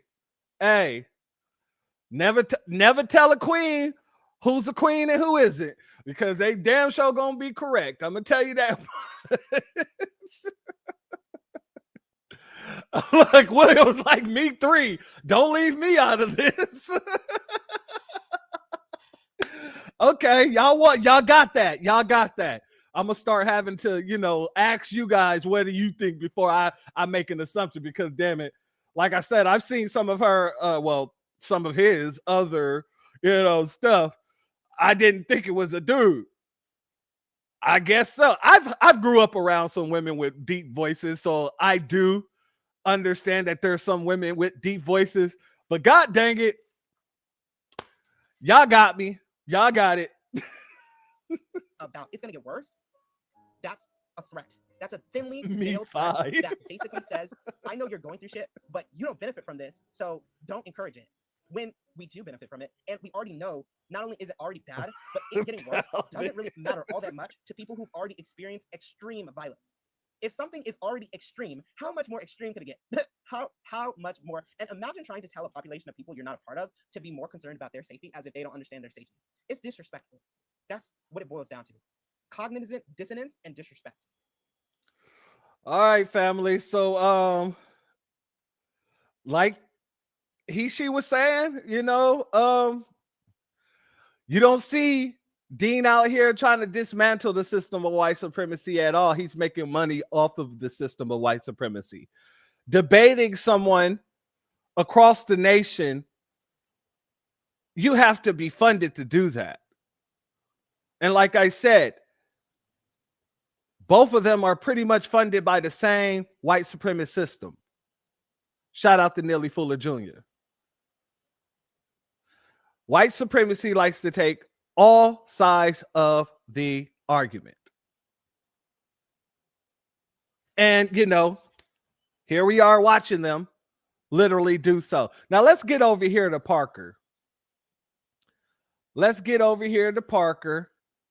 In case y'all don't know who Parker is another one of those people who used to go around the country debating Charlie Kirk. He was also on Tu Wong Fu. He was also on Jubilee as well. Let me give you a quick little peek of him. This is Parker. How do you feel about the Senate? The Senate is technically DEI in a certain sense for like small states, like Rhode Island and Hawaii. I'm giving you an example. California, I get less of a vote than someone who exists in Wyoming. We're giving people in Wyoming more say than they necessarily should, given that they're one individual. So why do you believe in DEI as it relates to how our government is set up? You don't believe in DEI in terms of allowing for people who are black or who are women to be in positions of power that they have not been allowed in historically speaking. So your argument is that the U.S. Senate is a DEI? I gotta be honest, I've never heard that argument, but I think it's a little silly. How's it silly? Argue against it instead of just saying it's silly. Well, under your definition, well, why is it it's not not based on race? It's colorblind. It's not that. Oh, wait, again, DEI is not only based on race. Hold on a second. Diversity for country, diversity for world, equity for world, and inclusion for world. That's DEI. Because DEI is only race because you associate it with Kamala Harris. Was there a single instance in corporate America where DEI is implemented where diversity means anything other than skin color diversity? So diversity, no, it's women. What? You have to move the goalpost a little bit because you got destroyed there. So this is another one of those kids, okay? And my opinion on this is these two are more clicked in than anybody really understands. Because, hold on. Say it again. FBA women be knowing who's real and who's a Memorex. Okay. Hey, look. From now on, I'm just gonna leave it to the ladies in the chat to let us know. Okay, because our brother Damon said his gaydar was going off. I wasn't interested in the woman in the first place, in the dude or anything. So it was just a person speaking in my eyes, and I thought it was a woman because I've seen other videos and I'd never heard the person say I was trans in those videos. But I'm gonna start just relying on the ladies in the chats, my B1 sisters, to let us know off vert, and whatever you say will be. All right. But I want to really address the situation because, like I said, all of these folks are being paid, and all of these folks, you can't tell me that these two people, Parker and Dean, are just able to just fund themselves and run across the country and find where Charlie Kirk is going to be to just go and debate him. A more sensible, logical way things most likely happens is that they worked for Turning Point USA as opposition, controlled opposition. So they are being paid to go to these different locations to battle Charlie Kirk, whether they win or lose. That's my honest belief of these people, because look how pleasant these two are with each other. Let's go here. Parker, welcome, and the mic is yours. Yeah, can I ask you, do you think that Elon was like saluting or doing Nazi salute? You didn't say hello, man. Oh, sorry. Hello, how are you doing? I'm doing great, Parker. How are you? No. Does that seem like they're just two enemies going after each other's necks? It doesn't seem like that to me. Parker, welcome, and the mic is yours. Yeah, can I ask you, do you think that Elon was like saluting or doing Nazi salute? You didn't say hello, man. Oh, sorry. Hello, how are you doing? I'm doing great, Parker. How are you? No, Elon Musk was not doing the Nazi salute. You traveled all the way from LA to ask that question? That's not the only question. I can ask you about other things. You only get like one other question because we had a long line, but okay. Do you think slavery at all points in history was wrong? You asked the same question at Jubilee, but yes, yes, you did actually. So what is my answer? Well, you'd have to say yes, because in Leviticus 25, 44 through 46, God says you can own people as slaves and pass them down to your children as inherited property for life. Okay, In Exodus 21, 20 21, God says you can beat those slaves insofar as they recover after a day or two. So what is the word slave in Hebrew? It's Eved, right? Yeah. Or were my Jewish friends in the audience, by the way? Yeah. Am I right? Is it Eved in Hebrew? Right? So what the Torah did was the first ever historical document that led to the abolition of slavery. But we also, as Christians, believe that we are all set free in Christ Jesus and that we are all set free of our slavery. And I hope, Parker, one day that you can give your life to Jesus. Thank you so much for being here. Let's get to some of our students here today at Northridge. Thank you, Parker, so much. I only debate people in good faith. You came up here. You asked 2 sloppy questions. We're done. Thank you, Parker. Hey, wait. Okay. Hey. You are so thirsty for clicks right now. Like, it's unbelievable. And you're so scared to debate me. Actually, I'm not scared. Debate me anytime. Honestly, I'm good. I just debated the governor of this state. I don't need to debate you, Parker, okay? Yeah, family, that definitely looks staged to me. That's just my opinion on it. But let's go here. This is what Parker looks like now. The word that Charlie Kirk is dead. I was at the event, and I was 30 to 40 feet away, and I heard the gunshot go off. And I was so terrified. Everyone started running, and there were people dry heaving and throwing up and crying. And we heard for a bit that he was in critical condition and that he was alive, but he was just pronounced dead recently, according to the Washington Post. And I really just wish the people in the comment section, because I looked at some of the comments, like, it's so hard for me to deal with. I looked at some of the comments from the video. They're not worried about like my safety, or they're not worried about even safety there. They're like trying to justify it. And I just want people to know that Charlie's family, his daughter, is going to live without a dad. His wife is going to live without a husband. And that's not okay, and that's horrible.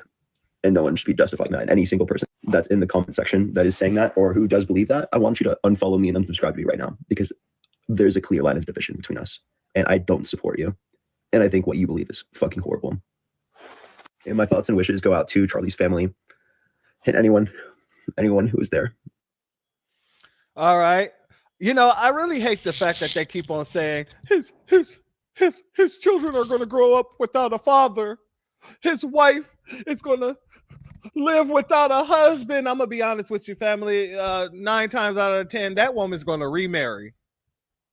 She might remarry a bigot, just like her prior husband was, but that woman is going to remarry very, very soon. And I wouldn't be surprised if you look up and next year she's married to a whole new bigot.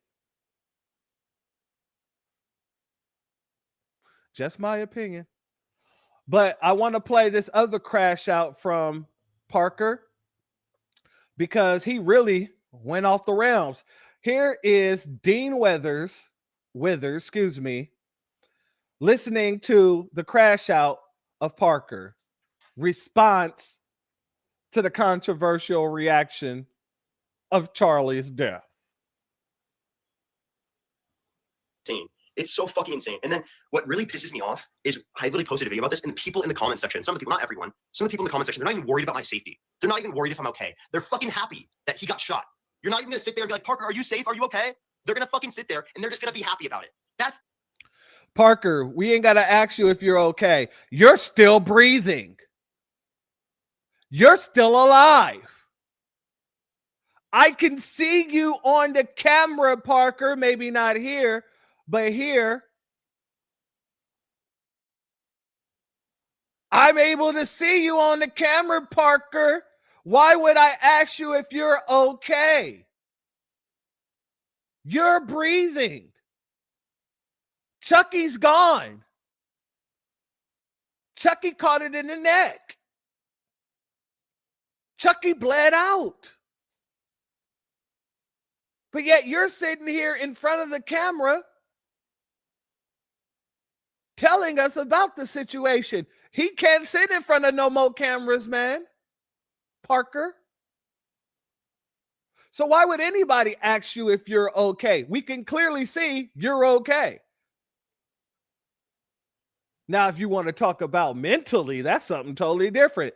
Don't nobody really give a damn about your mental health, just like you don't give a damn about ours. Everybody is calling out the racist that you are, the white supremacist that you are. This isn't about having empathy. As someone stated earlier, none of you has been empathetic to any of the situations we've been through here, any of the school shootings, and any of the kids who died there. Y'all wasn't even this damn empathetic over Trump.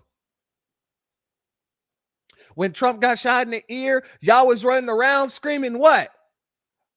They was like, oh, the shooter should have took another shot. What else did they say? The shooter shouldn't have missed. Somebody needs to fire the assassin. Y'all was running around here saying all kind of stuff when Trump got shot. But yet you expect me to believe that you're so distraught over Chucky getting his just desserts? Okay. Let's go back here. Fucking pisses me off. I don't want to be loud right now and fucking yell, but Jesus Christ, that fucking pisses me off. You're not even worried about my safety as a person. You're not worried about me. You're worried about someone getting... Oh, Leon, my brother. No. If she does, it'll be someone else setting it up. She don't need a GoFundMe because Charlie Kirk comes from money. Charlie Kirk comes from money. So best believe there's a life insurance policy. Best believe there's a trust somewhere. I know there's a trust because I read about, what is it called? The Kirk Trust or something like that. And they wanted the Kirk Trust to go after everybody who was making fun of him being unalived. As if they could. If that was the case, then Michael Jackson's trust would have been going after people.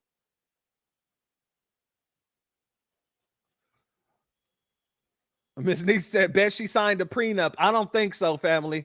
If you see her and see him, I don't think he would have had her sign no prenup whatsoever. But even if she did, he still have children with her, so that prenup is really going to be null and void. They didn't get divorced. So whatever he had, it's under her ownership now. A prenup is only good for when a person gets divorced. He was still married to her when he got that neck shot. Ram pa pa pam, ram pa pa pam, ram pa pa pam. Races down. Oh, mama. A Nabisco shot another Nabisco down. Oh, excuse me. Let's go back here. fucking shot and you're happy about it. That's fucking sick. That is so sick. No one should stand behind that. No one. I fucking dislike Charlie. He does not deserve to be shot and killed. Okay? Anyone sitting there fucking defending that, fucking unfollow me. I don't want to see you ever again in my comment section. Fuck you. So these are the people that's literally running around here saying that they were so for black people. They were so dang liberal. Miss Nixie, my only response. I feel that. I feel nothing. Let's go here. That is saying that, or who does believe that, I want you to unfollow me and unsubscribe me. Hey, I quite frankly never followed your ass anyway, to be honest with you. Because y'all kids think shit's a game. Y'all think this shit was fun. You know what I'm saying? Like, you guys think this shit was just spirited debate. No. His fucking ideologies put people with marginalized communities at risk every fucking day in the name of a white nationalist Christian God. He had no empathy for when kids were being pew-pewed in schools.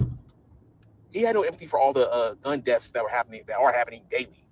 It's just a result of the Second Amendment. We have to take a few losses, or how empathy is created weakness. You know, quotes like that. So what are you talking about? Like you like to debate and stuff like that, and that's cool and everything. At the end of the day, those ideologies don't really affect you because you can just go out and live your life again. Now, marginalized communities, however, no, we don't have that type of we don't have that. Dave, William, you are a beast for this one. You are a beast for this one. Trump got a shout out. Kirk got his throat cleared. Oh, man. They talking about bulletproof turtlenecks around this piece.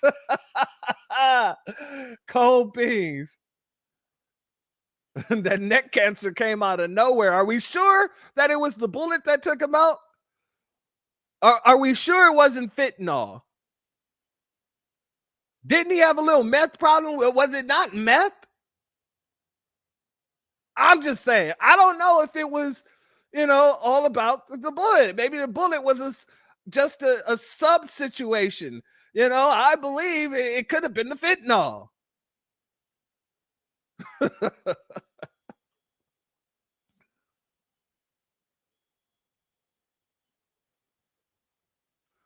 Salute Makai Taylor. Thank you for being here. Charlie Kirk's trust fund for criticizing one of their own because he died violently. How the other violent cases are not put on a pedestal over the last 10 years. Absolutely, family. It was the provolone.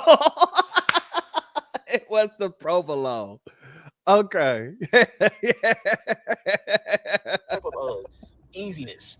Those beliefs and ideologies are becoming policies now, and they are affecting marginalized communities a lot worse than what you could ever go through. So yeah, I never followed you anyway. But at the end of the day, bro, like yeah, nobody should be jumping up and down. You know what I'm saying hurrah. But to act like he didn't fucking dehumanize marginalized groups over and over again and put us at risk by painting us these pictures as if we're animals or dangerous or we need to be police more or blah blah blah. Like, come on, bro. Like, I understand you went through a very traumatic experience. I've seen people get shot to in person multiple times, bro. So I know what it feels like. But no, I refuse to act like, oh, he was this and that, bro. No, fuck all that, bro. Fuck all that. It's time to grow up. It's just not just fun. It was fun. It was fun in games at first, wasn't it? Y'all need to realize what y'all say and stuff has real life effects, and what you're debating has real life effects on people at that. So that's that. Let's go here. And now let me talk about Dean Withers and Parker. I've been said a couple of months ago that these people think that this is a sports game. This is sports to them. The lives of children, women, fathers in Palestine, Ukraine, Black Americans, LGBTQ community, all being harmed. And to Dean and Parker and them, it's entertaining to watch them debunk these people, but to them, this is a game. This is a game of football to them. They don't really care about our lives, the lives of minorities. They don't really care about how oppression really feels. And I've been said that.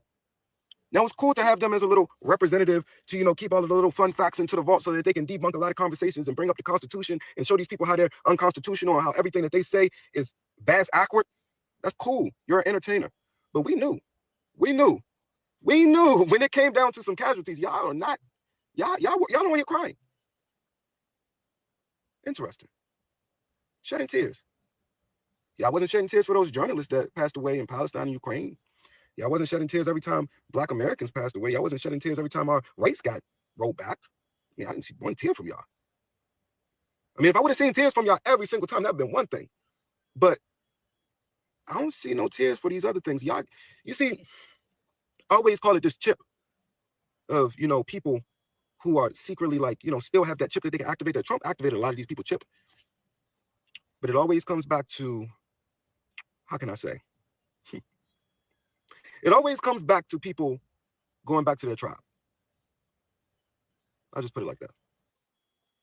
Dean and Parker are upset crying because they have the exact same job as Charlie Kirk. I'll give Parker the benefit of the doubt. He was there, so even that sound, being there, knowing what happened can be extremely traumatic. But the whole debating, going on tours, doing the live stream, staying on top of Twitter, Facebook, everything, that is a career field. Yes, they believe in what they stand for. Yes, their beliefs are completely different. Not as disrespectful and ignorant as Charlie Kirk. But it's the same job. They go on the tours. They do the YouTube. Someone unalive Charlie because they didn't like what he was saying. The amount of hate Dean and Parker get, a lot of it is through the internet. Right? So it's like Twitter, TikTok DMs. Yesterday was an example of how not everything is on the internet. That could have easily been one of them. An extremist MAGA supporter looked up enough hate, not like them as well. And I used to do the debating stuff on live and on TikTok. It gets to a point where you try to use so many gotcha moves. There's clearly no understanding is going to happen in between here. It's a I'm right, you're wrong mentality. You get a lot of followers from that. It gets to a point where you have to realize there's no getting through to the other person. This is just entertainment. So, family, we're going to have to look at it as just entertainment. Damn these folks. Damn all these people that people are sending out. That's why I started this program with the clip of the COINTELPRO. What did they say in the COINTELPRO? I will give you your leaders. So when I see these little Nabiscos coming out, supposed to be champions for black people, you got to know that it's coming from that.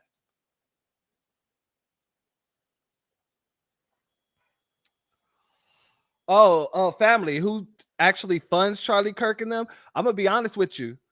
Turning Point USA got money from a lot of big different organizations. Charlie got funding from a billionaire that his family knew, but they also brought in like the public stores, the CEO, the heiress of the public stores. I also believe that it was Walmart also donated to him. Like, you got a lot of big corporations that donated to Charlie Kirk and Turning Point USA. For the most part, all billionaires. Let's go here, family, because we're almost done here. I just want to run through a couple of more clips here, a few more clips. Let's go here. When are white women going to be called out for raising school shooters, mass shooters, and family annihilators like y'all do with black women, and y'all say that black women only raise thugs?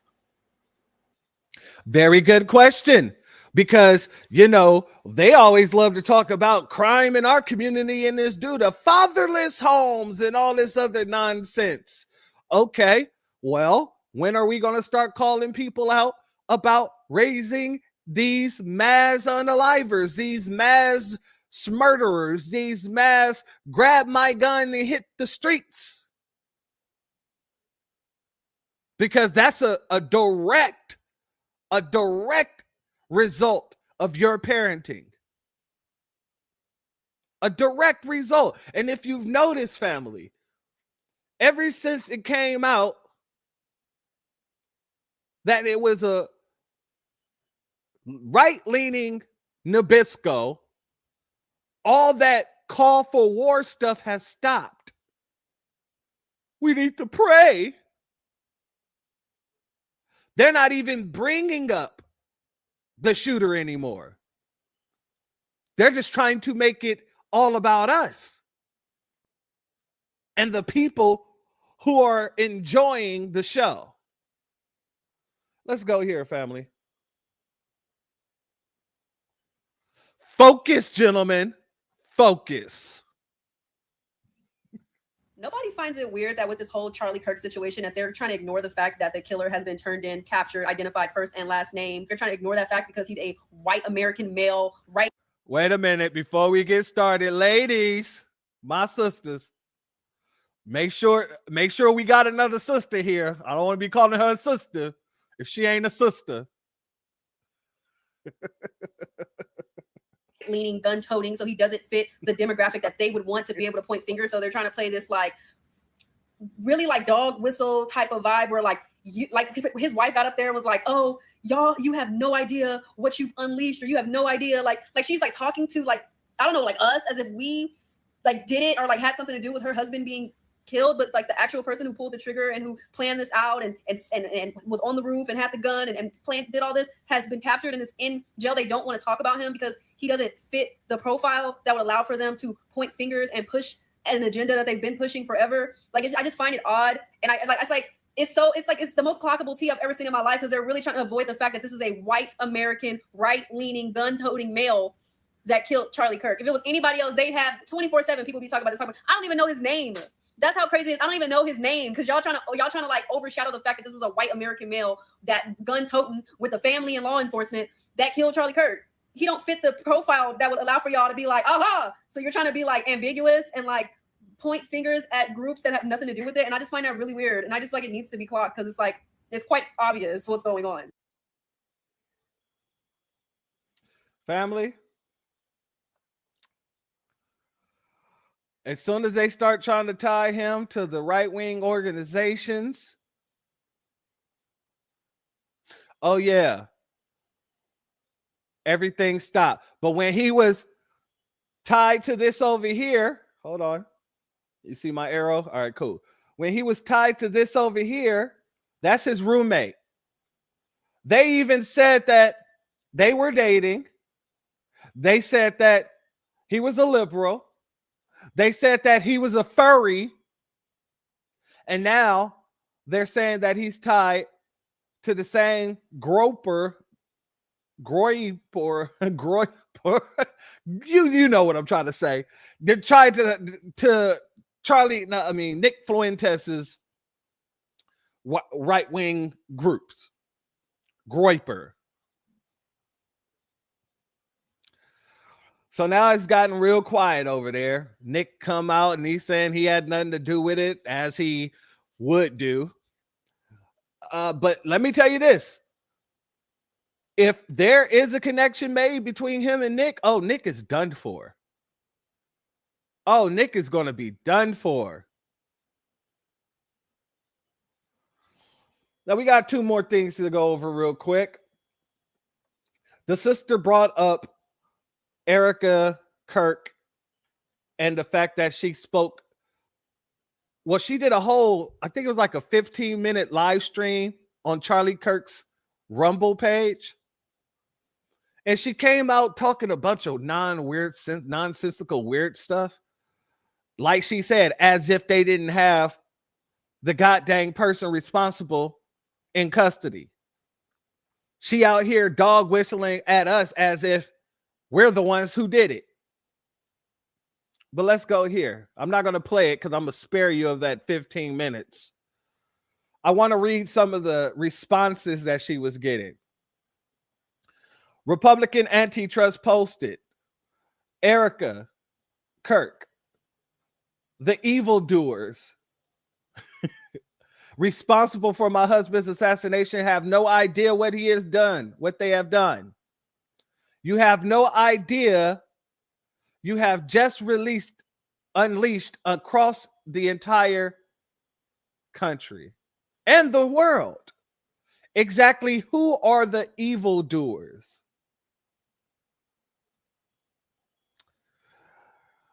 Dr. Dave says, you don't have to read much about Charlie Kirk's wife, Erica, to guess that if she's married, stayed with and agreed with Charlie, she's most likely someone you don't never want to know. Pro tip, the same reasoning held up flawlessly with Milena. All right. I want to go here. Rumor has it that when you get a cell phone and call out all the evildoers, all the evil doing, low down, ankle biting people, it's important that that call doesn't ring in your own house. Let me read that again. Rumor has it that when you get a cell phone and call out all the evil doing, low down, ankle biting people, it's important that the call doesn't ring in your own house. And that's what we've been seeing here. They keep sending out all these dog whistles and calls for something that happened within their own damn house.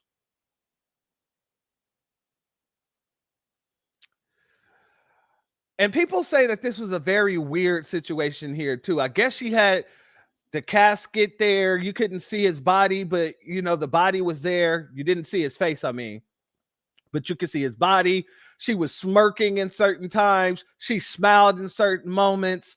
Like, it was just a weird situation, apparently. But family, before we get up out of here, matter of fact, before we get up out of here, if you're not subscribed, go ahead and hit that subscribe button along with the notification bell so you'll be notified whenever videos like this drop.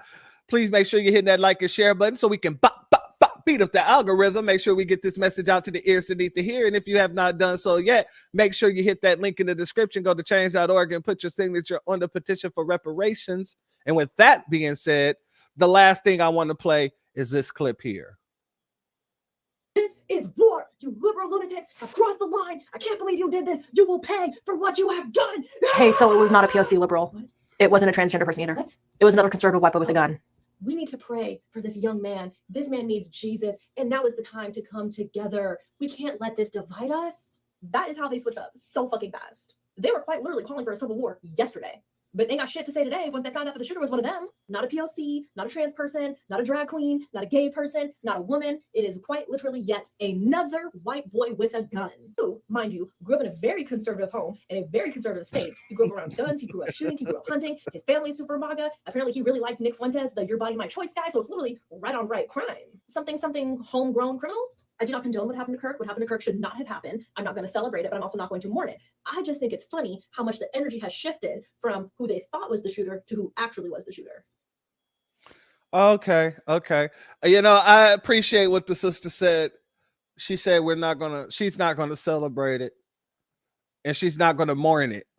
And I'm not gonna celebrate it. I'm not gonna mourn.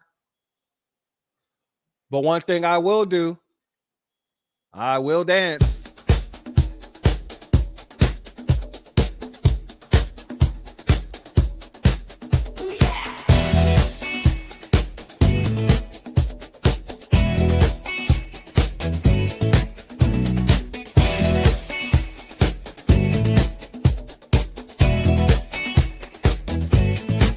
I see you whispering about me. You think I ain't listen. Watch and see. Got my funk, got my groove. Got me getting even tonight. We gon' party. Petty season. You thought I let it slide, but I'm petty and proud. Flexing on the dance floor, showing out in the crowd. Feeling so fancy, got my stinger ready. Watch out, y'all, it's time to get petty. Watch out, get petty, don't you fret it. Gonna serve it up, nice and sweaty. Keep it funky, keep it steady. Hey, you, it's time to get petty.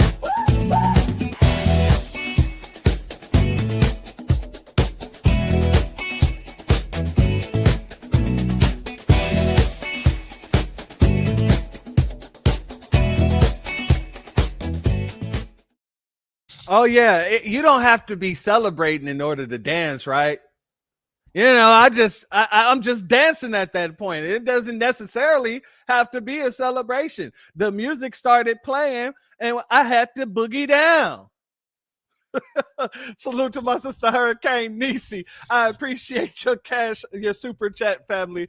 Your donation is blessed tenfold, and I appreciate your contribution as always. And I could see you was waving the hand over the mouth. It's tiring, I get it.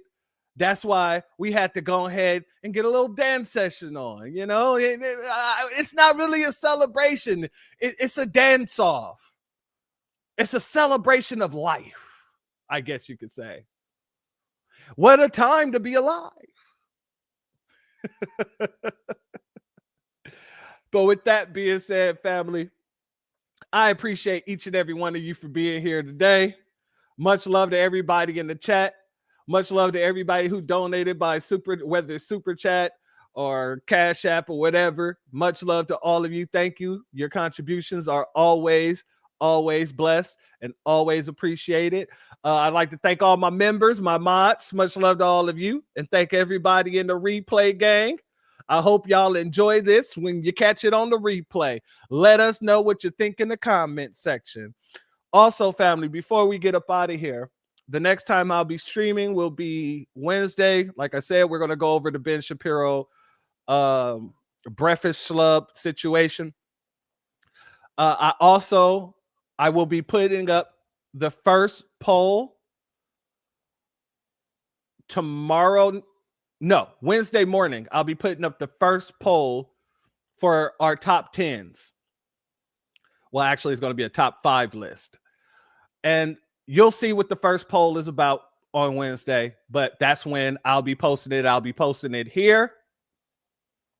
And I will also be posting it on Patreon and X. So in any of those locations, when you see the poll, please make sure you respond to it. And then on the last Sunday of the month, what we're going to end up doing is right after the Sunday service, we're going to jump into a top 5 Rumble stream. So that's that. To my Patreon members, you'll have a video up and exclusive tomorrow. To my members on YouTube, you will have an exclusive up also tomorrow. And then there'll be a video for both Patreon and YouTube that will be shared between you guys. With that being said, family, I hope you enjoyed this because I laughed so damn hard. I'm telling you, that first segment had me laughing so damn hard that I was choked up. I had to drink some water. I couldn't read or anything at that point in time. So I hope y'all enjoyed this, family. The kids are fighting. The kids are fighting. And to be honest with you, we ain't got nothing to do with it. It ain't our business. We gonna stay out of it. And this ain't the first time. It ain't gonna be the last time that we see the Magites going after each other to rip each other apart. Guaranteed.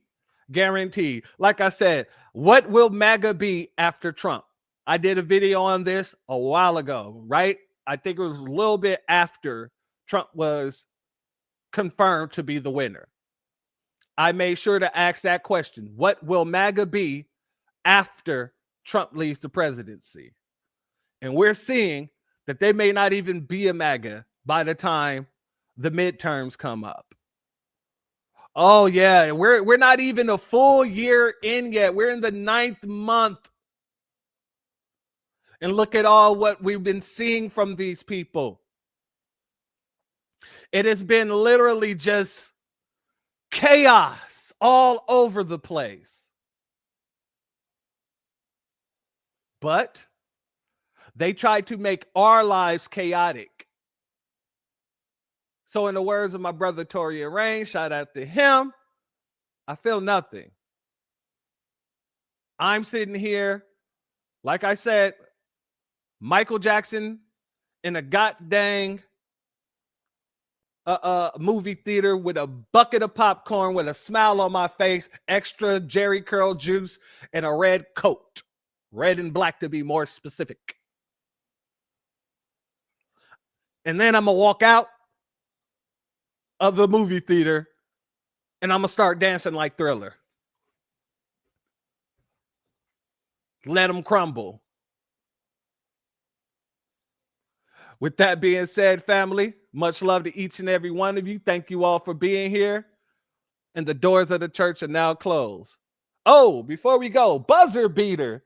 Salute to my sister, Faith Speaks Life.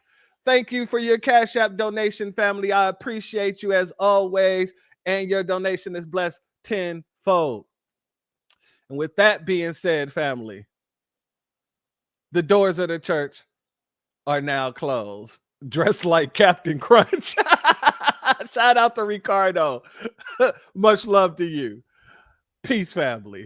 My grandfather built this country, man. He fought wars for it. And most places he went wouldn't let him sit down and get a cup of coffee. I can't even catch a cab in New York. You know, it doesn't matter how many degrees I get. All you people see is color. Your grandfather was an immigrant. You're American. My grandfather was born here, Duke. And you people still look at me as just another nigga. I know that the government, whatever, can't stand us black people. He's doing everything in the world to make black man be extinct. But I'm going to tell you one thing. Us black people going to survive. So fuck everybody. I'm off.